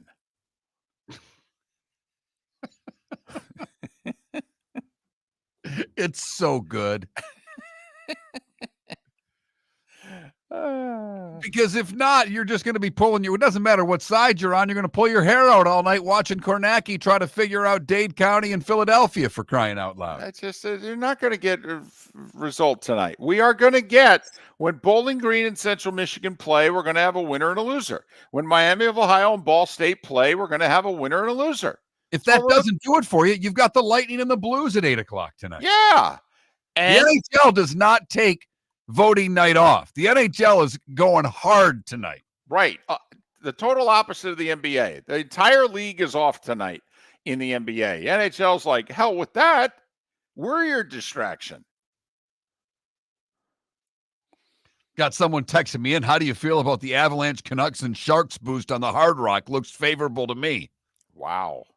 Now that's a distraction. That's a distraction right there. Did he mention the Sharks? Is he really going to put money on the San Jose Sharks? That might be a call for help, is what that is. Now, they're playing the Blue Jackets, so. I understand, but still, it's putting money on the San Jose Sharks. Whew. I know they won 3 in a row recently, but I don't know. It's also night 2 of the college basketball season, so you can even go down that road. How about North Florida going to South Carolina, beating an SEC team? Not only that, North Florida lost their best player. He transferred to Tennessee. They lost their best player and beat an SEC team on the road. More impressed with what Gonzaga did to Baylor. And I know it's only game 1, but whooping them. Yikes. Baylor, one of the top 3 teams in the Big 12. And we all know how good the Big 12 is. And Bulldogs beat them by 38. No big deal or anything. So we got a lot going on. That's what we're trying to say. You're looking for a distraction. We have it. In all shapes, sizes, and forms. College hoop, pro hoop, NHL, Maction. Right. And when in doubt, you could just sit around and look at the spouse and go, can you believe Todd Bowles didn't go for 2? I mean, there you go. And Pat Kirwan really shot a hole in the Miller and Moulton theory of going for 2. I know. Because we're convinced that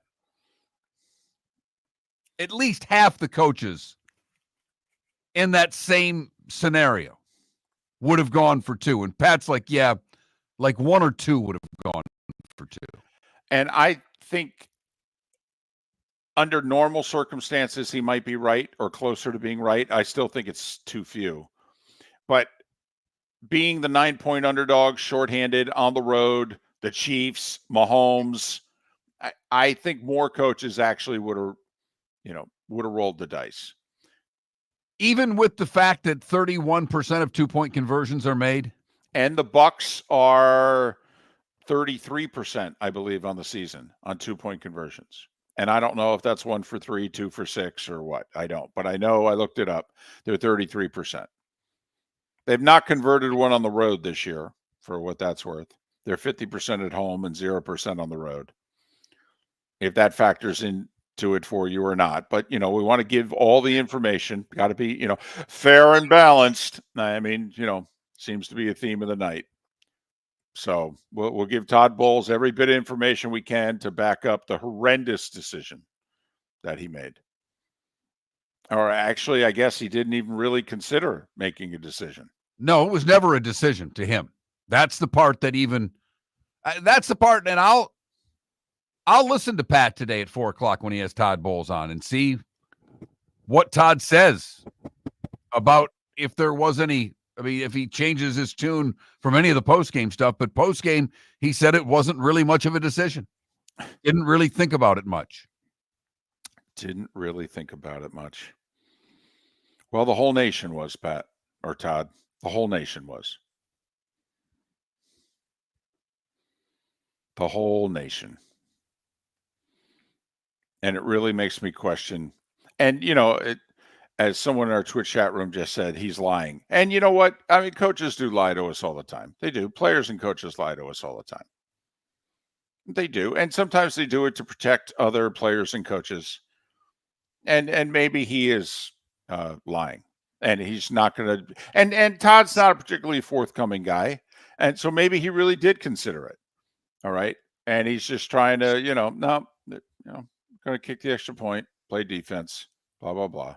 You saw it on Baker's face when they lost the coin toss. You could tell Baker went, oh boy, we just lost. Yeah, we're in trouble. We're done. We're in trouble. Bucks after this Sunday when they host the Niners, after this Sunday, their schedule got to be one of the 5 easiest schedules in the league rest of the way. They play at 7 games left, 6 losing teams. Got what? Carolina and the Saints. Carolina twice. The Saints, once? Because Saints they've already once. beaten them in New Orleans.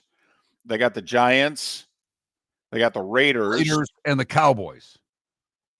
Their only game that we think they'll be an underdog in the rest of the way is at the Chargers. And it's not like that's, the toughest game in the world. So is their season over at 4-5? No. But they're in a predicament. They're 2 behind Atlanta. Atlanta owns the tiebreaker. They're 2 behind Green Bay for the final playoff spot in the NFC. San Francisco comes to town this week for Tampa. Tampa, a 6.5-point underdog. Early line on that game. Expectation is Christian McCaffrey's going to play. He's been activated. Or at least there's a thing called when you're on the injured list, a 21-day window in which you can practice. And at any point in time during the 21 days, you can be made active and you can play. If you're not made active during those 21 days, you're out for the year. The Niners opened up that window yesterday. McCaffrey, full participant in practice. Niners coming off their bye also. Where the Niners have been unbelievable the last 2 years after their bye. So for everybody that says Detroit's the best team in the NFC, they are right now. But watch out, the Niners are getting healthy. First person in the Twitch chat room who said, guys, I disagree with you. I take the extra point pretty much every time. Okay. Another texter said, I think Bowles made the right call. The way the game was trending, you got a 50-50 chance on the coin flip. Versus a 1 in 3 chance on the 2-point conversion. But you got a 50-50 chance if you're convinced you're going to score a touchdown.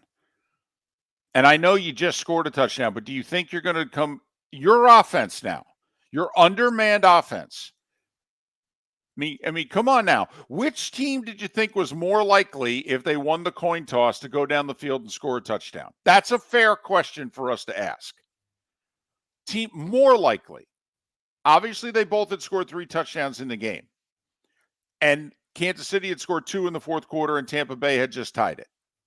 So they both had recent success. But which team, honestly, at the point right before the coin flip, which team did you think was more likely if they won the toss to go down the field and win the game? Kansas City or Tampa? Come on now. Come on. It was Kansas City. They're the better team. They're healthier. They have Mahomes. Come on. Remember, a field goal doesn't end the game. Not on the opening drive. Kansas City would get the ball back with 4 downs, knowing they need at least 3 points to tie and a touchdown wins. And you hadn't stopped them all that much. You got the great stop to get the ball back to get the touchdown. You stopped them at the end of the game. You had a first quarter stop. But the plays were, what were the plays again, David? Heading into overtime, the plays were 73 to 52. It's a lot of tax on your defense to have already played that many plays. Basically an extra series to a normal game. And then they're coming into overtime for now a second extra series to what a normal defense plays in a normal game.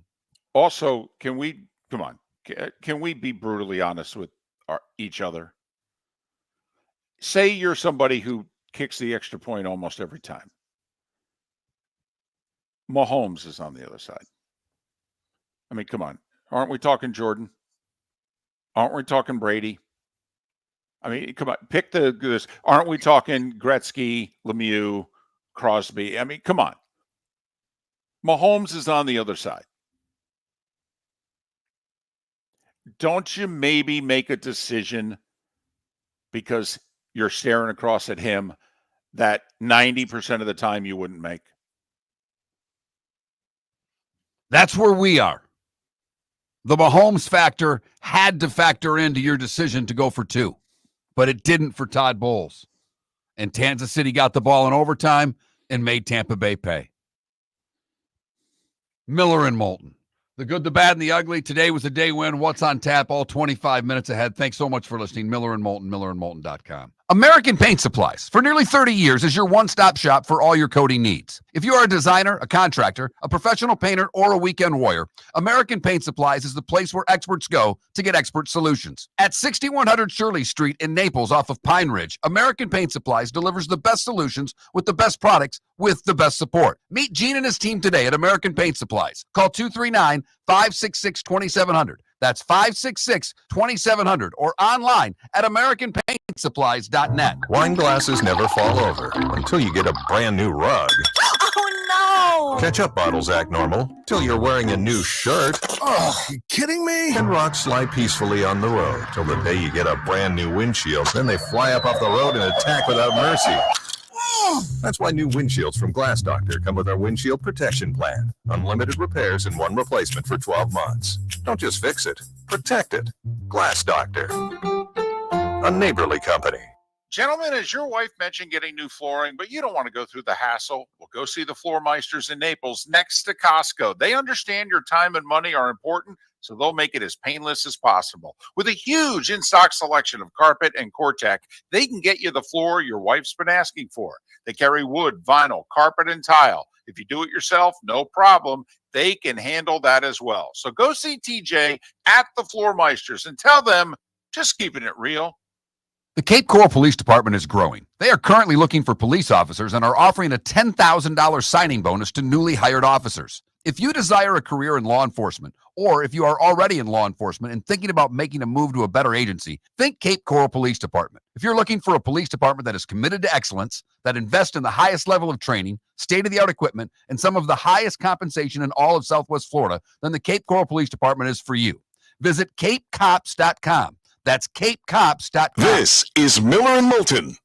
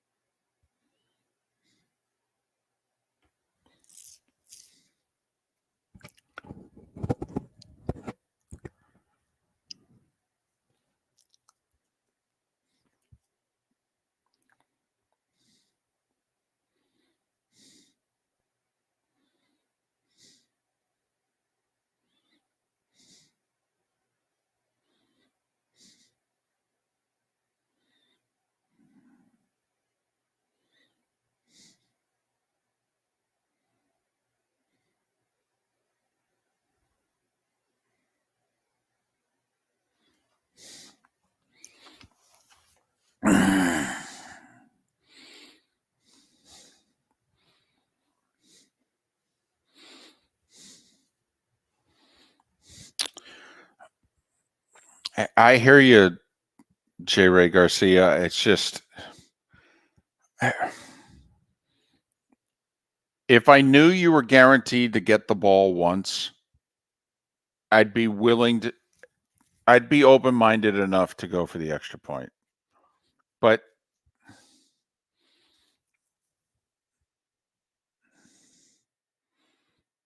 as it turned out, you didn't get the ball back. And I would have had the ball in my hands on the 2-yard line.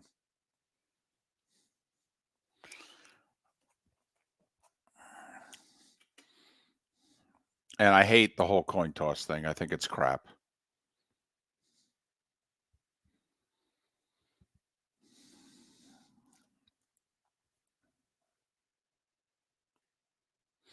No, it would have been 4th and 1 from their own 39.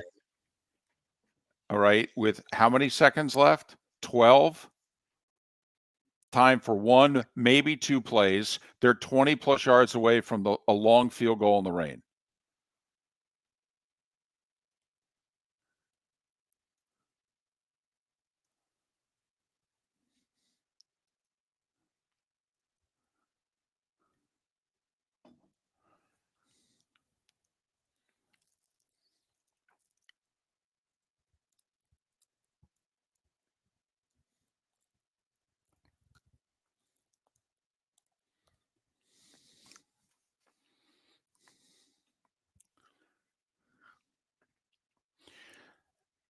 Here's where I'm at about the officiating for what it's worth. 3 challenges, you can challenge anything. If you get your challenge right, you still keep it. It's like tennis. They give you 3 challenges a set.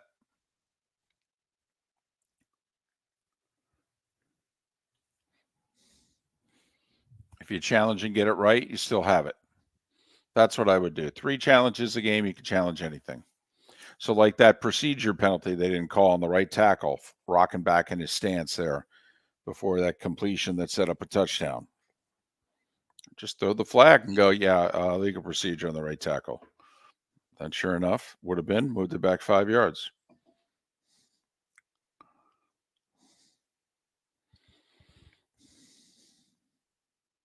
I'd love to do it for a year. I'd love for the NFL to just say, okay, for 1 year, 3 challenges each side, you can challenge anything. Go.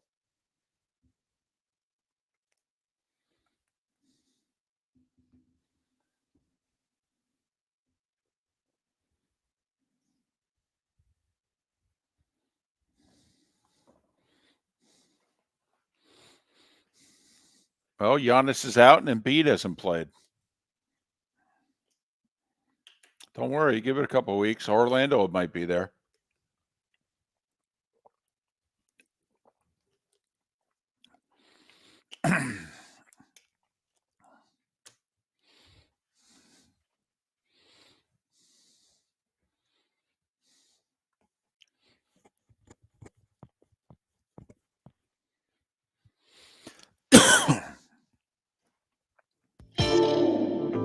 Welcome to the bonus hour, brought to you by Jason and Todd at the Diamond District. And now, here's Mark Miller and David Moulton. 21 minutes past the hour. Miller and Moulton, millerandmoulton.com, Miller_Moulton on X, the Diamond District bonus hour. Good, bad, and ugly. What's on tap? Today was the day when. Some final thoughts and picker 2 coming up. Want to humor me again about something non-football? Sure.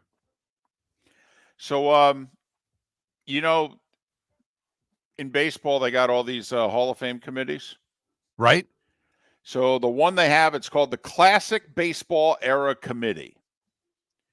All right. The committee considers candidates whose primary contribution to baseball came before 1980. They got 8 guys that they're considering. Will any of these, all right, get 75% of a 16-member committee's vote? Can they get 12 of the 16 guys to vote for them as being Hall of Fame worthy? And if they get the 12 votes, they're in. They're in the Hall of Fame. They'll be in the class of 2025. Gut feeling, these guys. And some you may be familiar with and some you're not. Dick Allen. Steve Garvey. Steve Tommy- Garvey seems like a Hall of Famer to me, by the way. Tommy John. People would be surprised. 283 wins. Never mind overcoming what he overcame. I mean, he's like 1 win shy of Blyleven.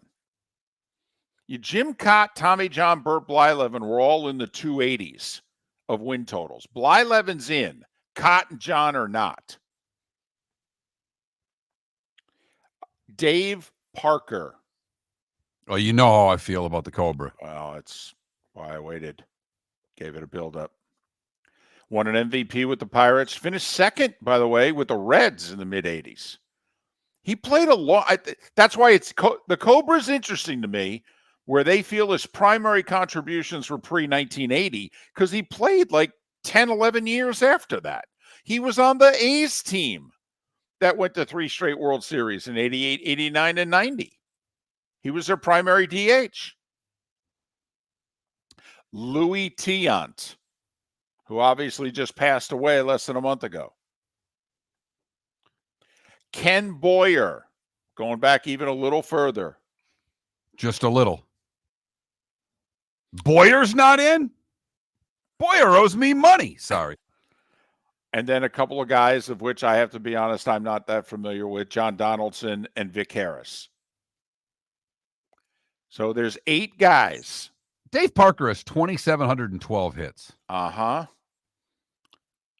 And the funny thing, though, is that, when he played, he was a power hitter. How many home runs did he hit? Isn't it like 380? Not even that many. I think it's 339. Wow. And yet you thought of Dave Parker as a huge bat in the middle of the lineup. I mean, he hit in front of Stargell, for goodness sakes. David, care to guess the most home runs David Parker ever hit in a season? And I don't know why I called him David. It's because I call you David. But Dave Parker, most home runs in a season. Well, I don't think he hit 40, so I'm going to go 33. Great guess. 34 is the number.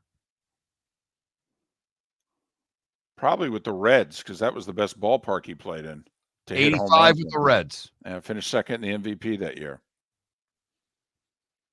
But that's just one of those things that's out there. Apparently that committee's meeting and they're voting on it. Speaking of voting, since I'm going after the show, I was really thinking, because I stopped by a food truck yesterday, I would be much more excited about voting this morning if I knew there was a food truck close by my polling place. Well, in some states, aren't you not even allowed to give people food and drink while standing in line? Probably not, but I mean, just off of the, just outside wherever it is, I'd be setting my food truck up today. Because I could go for some tacos right after I vote or right before I vote. I'm not sure which. Here's the deal, and we don't get political on this show. No, I'm talking about food. Right. And if you haven't voted already, please go out and vote. All right. We do think it's important. But here would be if we're making rules, I understand the whole you don't want a party or candidates handing out food or drink. You could potentially buy someone's vote while waiting in line. But a food truck, Tony's Pizza, Luigi's Tacos. I mean, Luigi's Tacos? I don't know. Forget it. He's rolling. Exactly. But I just went to Al's Pizzeria the other day for the first time. I mean, that was the most generic name that I had in my head. There's a new pizza joint I want to try in Fort Myers, too, just because of the name. I heard it's great, but it's Uncle Rico's. I'll give them a free plug because I've heard it's great pizza. But just on the name alone, Uncle Rico's. Totally. I'm ready. So, I think you should be allowed to have food trucks that are legitimate businesses. Okay? No signs attached. They can't bring their politics to, their food trucks. No. Just serve the damn food. But absolutely. Busy polling place. Let's go. Aren't we trying to encourage people to vote? When in doubt, let's make some food and drink available. It's always worked for the media. Totally. Exactly. Us and the media can be fed for free. We can't feed the taxpayers. I'm not even saying feed them for free. I think No. I don't want, like you said, I don't want to influence anyone. No. I'm not trying to influence a vote. I'm just trying to, they're saying there's going to be long lines. Right. And you could wait a long time. I'm just thinking for a business, what an opportunity it is to make a little extra cash. You turn around to the person behind you. Let's just say you both completely disagree politically. You go, hey, hold my spot. You want a slice? Right. Oh, really? You do that for me? Yeah, you got to hold my spot. Absolutely. I went to a pierogi truck yesterday. My daughter loves pierogies. So I passed by the pierogi truck on the way to pick her up from school. And I'm like, we had soccer last night. And I'm like, I saw a food truck sells pierogies. Are you in? She's like, not only am I in, it was in the parking lot of a place that has ice cream. So we ordered the pierogies, went in, got her an ice cream cone, came back for the pierogies. It was greatest meal ever. Oh, dessert before dinner. I scored big points. Now you have to say, listen, you have to back me tonight, okay? Maction is a distraction. Got it? Got it? All that baseball talk brought one text, though, David. I know. Parker had a cannon from right field. And that's the other thing. I mean, he was a great fielder. And made that great throw to win an All-Star game for the National League in 79. Okay, when the All-Star game was a BFD.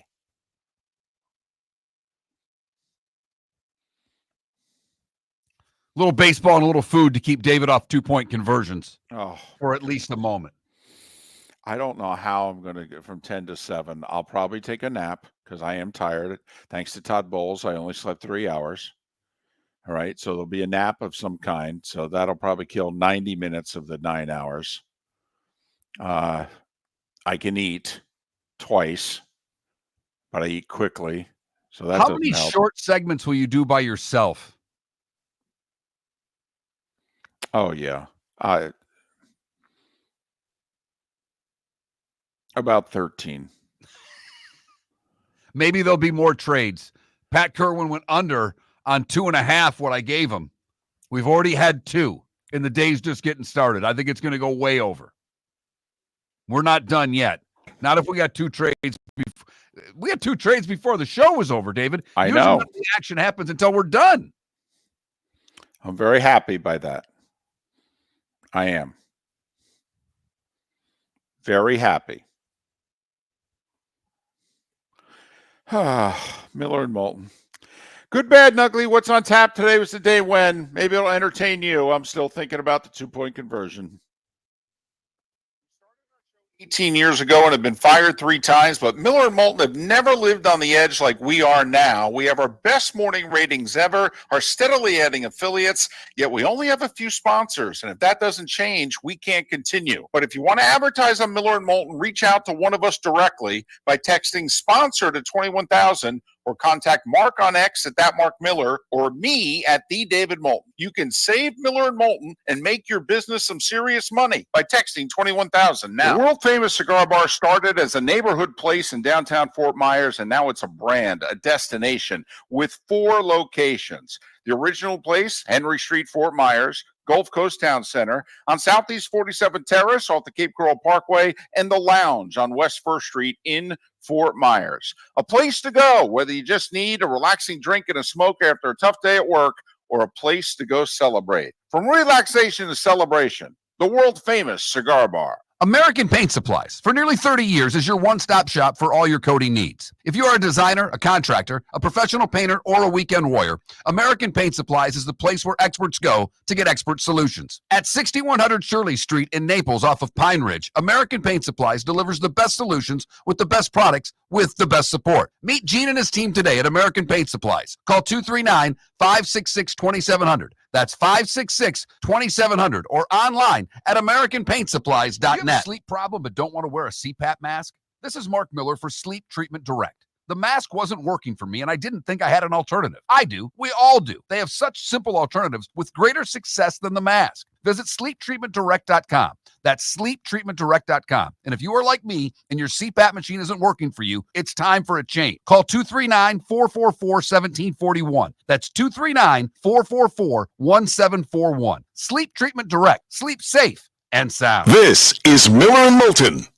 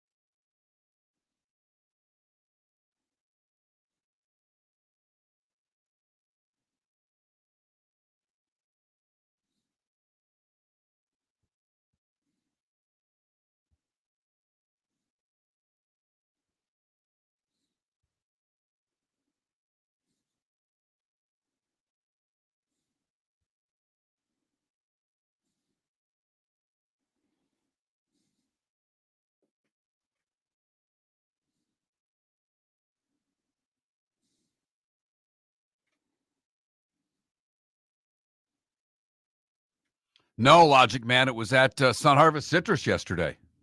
Had a food truck in their parking lot. Pierogies are us. A good pierogi. Not going to lie. I got to think of pierogies right up your alley, Moulton. Oh, my goodness. I remember my first wife was a Polish girl from Nanticoke. I did not know that. Oh, yeah. Oh, my goodness. Pierogies are us. Oh, yeah. Wancho, where is Grace's Taste of Poland? Is that in the Cape? Is that the place I'm thinking of that I've heard is fantastic?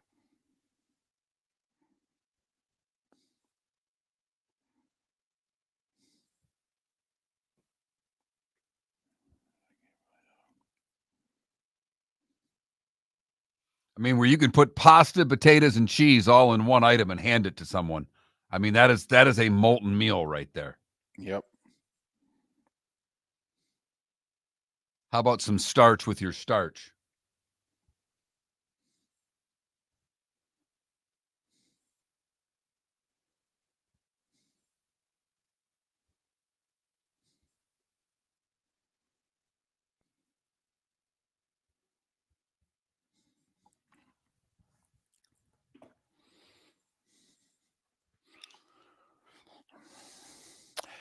You know, it's funny, Mark. I am not, outside of cheesesteaks, I'm not a huge onions guy. Okay. But I'm totally with you. Love onions with pierogies.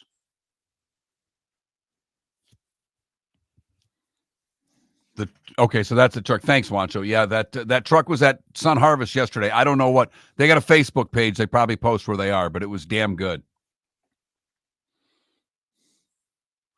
The lady, and she was I don't know, probably my age, maybe a little younger, but she had like a tank top on, and she was healthy, but she had a shirt on that said "Quit looking at my pierogies," and had 2 pierogies over where her breasts would be. I thought that was a funny T-shirt. That's funny. Right.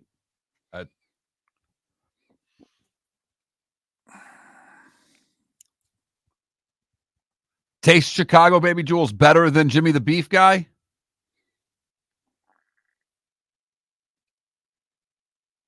Jimmy the Beef Guy's solid.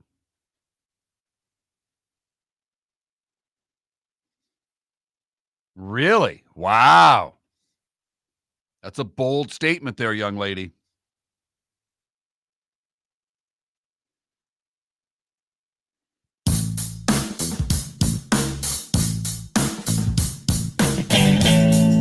Welcome back to Miller and Moulton. Text the guys what's in your mind at 21,000. That's 21000. And now, here's David Moulton. 22 minutes till the top of the hour, 16 until we're done talking.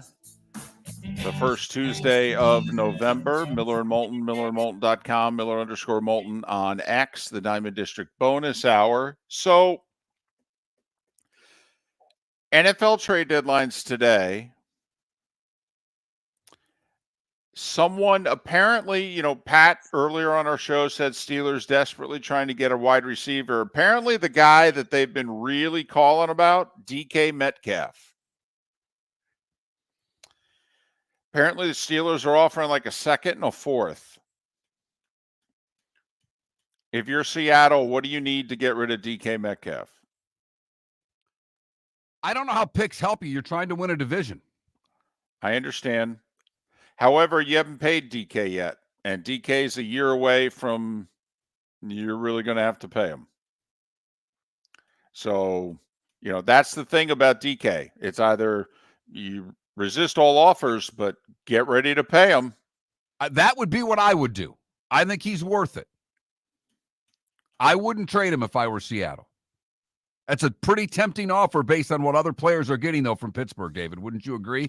Well, you mean considering people are acquiring, productive players for 5th and 6th round picks?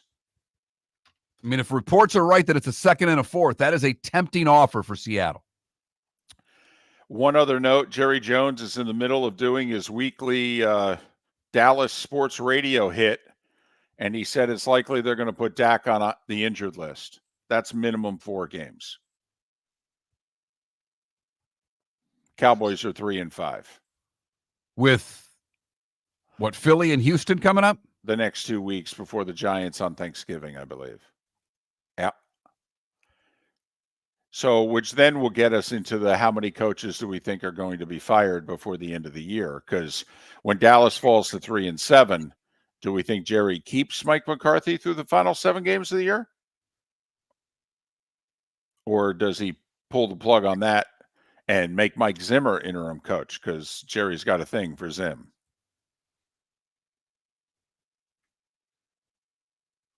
I don't know what good that would do. But then again, we're talking about Jerry Jones and how he runs his franchise. So You can't put any logic into the factor of what he may or may not do. No. But anyway, so there you go. So let's see if the Steelers can pry DK Metcalf away from the Seahawks. Trade deadline's 5:00. And Dak head to injured list. And $60 million a year kicks in next year, by the way. It's that time again, nearing the end, but not quite there yet. Here's Mark Miller with Today Was the Day When. We start in 1872 when Ulysses S. Grant was reelected as president and Susan B. Anthony was arrested for voting for him. 1912, Woodrow Wilson elected president. 1927, Walter Hagen wins the PGA in November. It was his 4th straight. 1940, Roosevelt Franklin D. is reelected for an unprecedented 3rd term. Nixon elected in 68. Today in 1988, the first NBA game is played at the Miami Arena. The Heat would lose to the LA Clippers by 20. Didn't they lose like their first 17 or something like that? Did they really? Oh, yeah. And their win was like a 1-point win, I thought, over the Clippers or something. Yeah. Oh, the Heat were horrible that first year. Today in 1994, at the age of 45, George Foreman becomes the heavyweight champion. I remember exactly where I was. Exactly. Sports bar in New Brunswick, New Jersey. Watching it. Yep. I remember exactly where I was with Jim Lampley going, "It happens. It happens." Moore is kicking the crap out of him. And all of a sudden, Foreman hits him with a right hand, and it straightened Moore up. And if you were paying attention, you're like, I think that hurt him. And then he hits him with a combo. And boom, like that. And it was today, just 2 years ago, that the Astros win their second title in franchise history, beating the Phillies for a 4-2 series victory. Dusty Baker at 73 becomes the oldest manager to win a championship. Can we get him in the Hall of Fame already, please? I mean, seriously. I mean, what did he take? 6 teams to the playoffs? All right. 2 to the World Series, 1 a World Series. That's just as a manager. I think he had like 2,300 hits as a player. I mean, can we put that damn guy in the Hall of Fame already? Is he eligible? I'm asking a serious question. I'm not being flippant. Don't you have to wait? I mean, I know it's silly, but I mean, what, does he have to wait another year or two? He's in his mid-70s, for goodness sakes. I know. Bill Walton would have celebrated a birthday today. No. College hoop won't be the same without him calling games. No doubt about it. Basketball coach Alvin Gentry is 70 years old today. Singer Bryan Adams is 65. Javi Lopez is 54. Jerry Stackhouse is 50. And Odell Beckham Jr. is 32. What did I miss, David? So apparently Japan gave the order to bomb Pearl Harbor today in 41. Obviously, we all know it didn't go down until December 7th, but apparently they gave the order today. Which, of course, begs the question, if we knew. Anyway. Yep.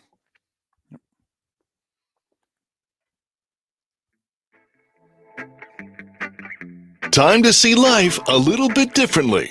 Here's Mark Miller with the good, the bad, and the ugly. What you got, Mark? We go to California for the good.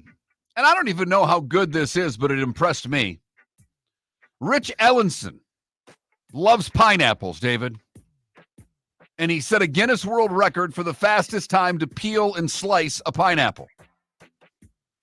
17.85 seconds. Seems that someone could do it quicker than that, but that was 10 seconds faster than the previous record, which stood at 27 seconds.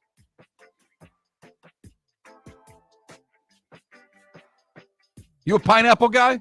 No, but I have to admit, so you got like the big sharp, the hatchet there, and 17 and a half seconds. Right. I mean, don't you think? I mean, you turn it into a square, don't you? It's just round, but the way you cut it, you go, or do you have to do the whole thing? The top, then you flip it on the side, do the top and the bottom? Top and the bottom, then the sides. That's 6. If you turn it into a and square. Then you got to get the core out. Oh, okay. Well, now this is like the steak eating contest we participated in. Oh, okay. Now we're adding rules. Still bitter about that, aren't you? Oh, come on. I beat the guy. I know. Be the bigger man, David. Just be the bigger man. I was. And you still are. Exactly. But boom. For the bad, we go to Tampa, where a Lehigh Acres man, Travis Taylor, stole a Rolex from a woman's purse on a Margaritaville cruise in Tampa. He might have gotten away with the crime, except for the moron tried to sell the Rolex on Facebook Marketplace. Come on, dude. The person who sold the watch to the victim was contacted by the owner, making sure that he knew the serial number. Not only did he give the victim the serial number, he messaged the suspect on Facebook Marketplace pretending to buy the watch, offering $4,000. When the pawn shop owner met the suspected buyer, he had the police with him, and he was arrested on the spot. Finally, the ugly. We go to the gritty streets of Collier County, where, David, you're right again. It happens all the time. I-75 and Golden Gate Parkway, middle of the afternoon. A driver pointed a firearm during a road rage incident. He was identified as Giacomo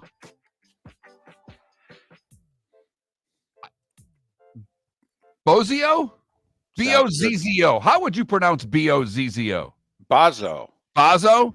B-O-Z-Z-O? I like Bozo because he is a bozo. There you go. For pointing his gun, he was arrested, charged with aggravated assault with a deadly weapon and improper display of a firearm. But you're right, David. Everybody's packing. Yep, that's what I assume. No sense flipping anybody off anymore. Nope. I took away. I don't flip anybody off. I don't beep the horn. Hell, lady rear-ended me the other day. I came out. I consoled her. No, it's fine. It's okay. You didn't mean it. I need a horn setting that gives the quick toot-toot. The nice horn.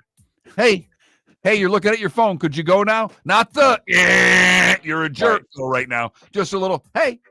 Got to get your attention here. You're looking down at your phone. Don't shoot me. So is this kind of like the alarm you have on your phone?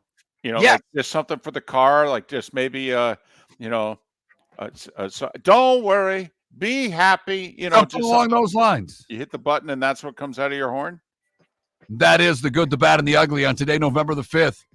NFL trade deadline Tuesday because nothing else is going on. Nope. Good, the bad, and the ugly brought to you by the Cape Coral Police Department. Go to capecops.com. That's capecops.com. $10,000 for the signing of new officers. All information at capecops.com. So, College Football Playoff Committee, 7 o'clock tonight on ESPN. They're going to release their first poll of the year, if you will. We don't know how they're going to do it. We don't know if they're going to show us just the top 12 and who the 12 teams would be. We don't know if they're going to do it like they have in the past, where they're going to go 25-1, and then we make our own determinations. You know, but anyway, it's tonight, 7 o'clock on the 4-letter network, followed immediately at 8 o'clock by Miami of Ohio being an 11.5-point favorite at Ball State. Meanwhile, if you can't wait that long for Maction as a distraction, 7:30 on ESPN2, Bowling Green, a 14-point favorite at Central Michigan. I'm expecting some big crowds at these Tuesday night games on Election Day, aren't you? I mean, big crowds. And by big crowds, I mean like 537.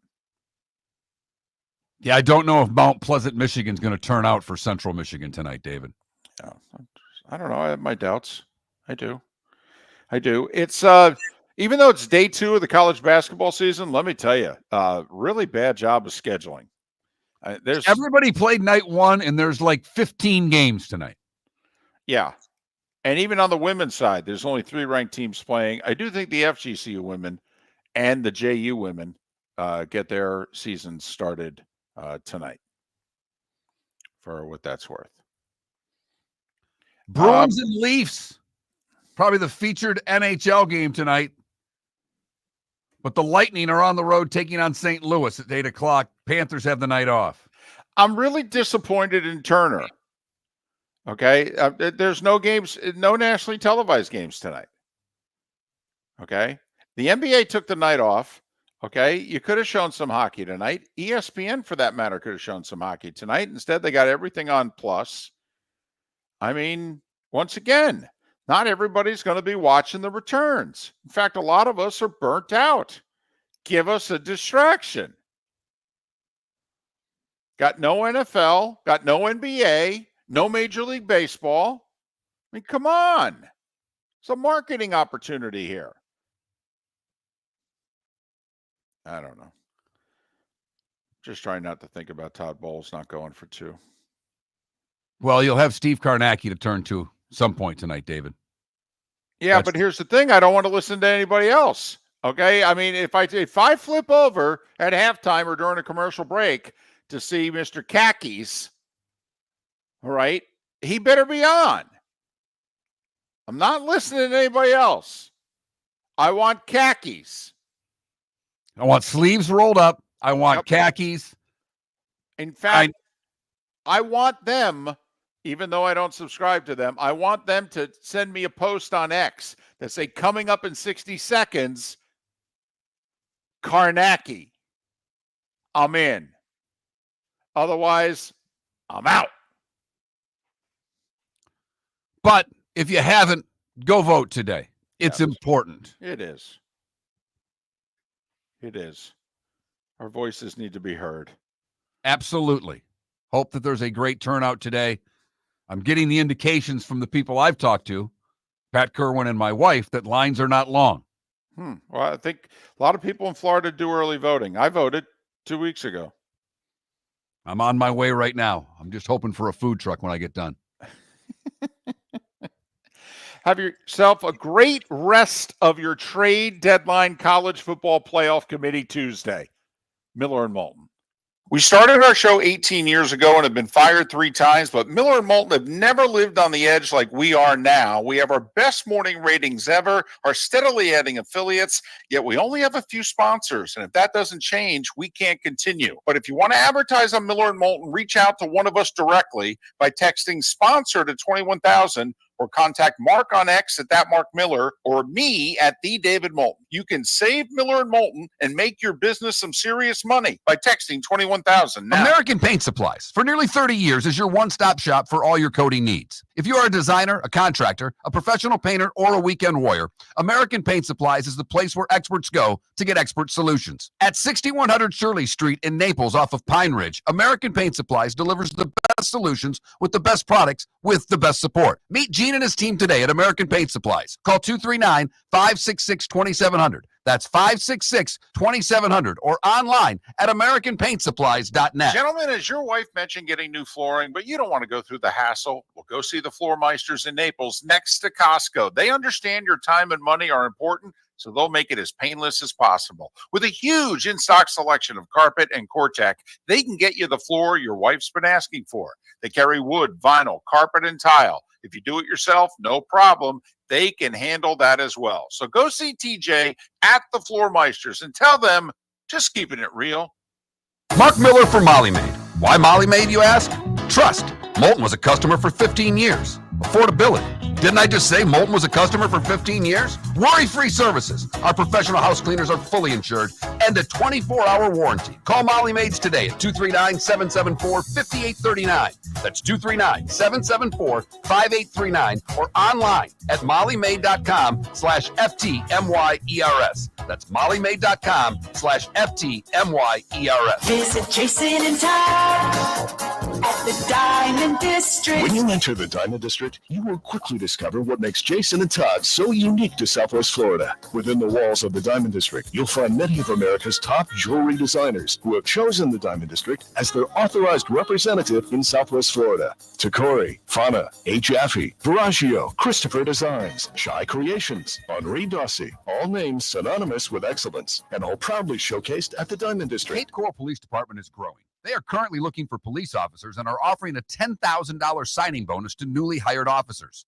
If you desire a career in law enforcement, or if you are already in law enforcement and thinking about making a move to a better agency, think Cape Coral Police Department. If you're looking for a police department that is committed to excellence, that invests in the highest level of training, state-of-the-art equipment, and some of the highest compensation in all of Southwest Florida, then the Cape Coral Police Department is for you. Visit capecops.com. That's capecops.com. This is Miller and Moulton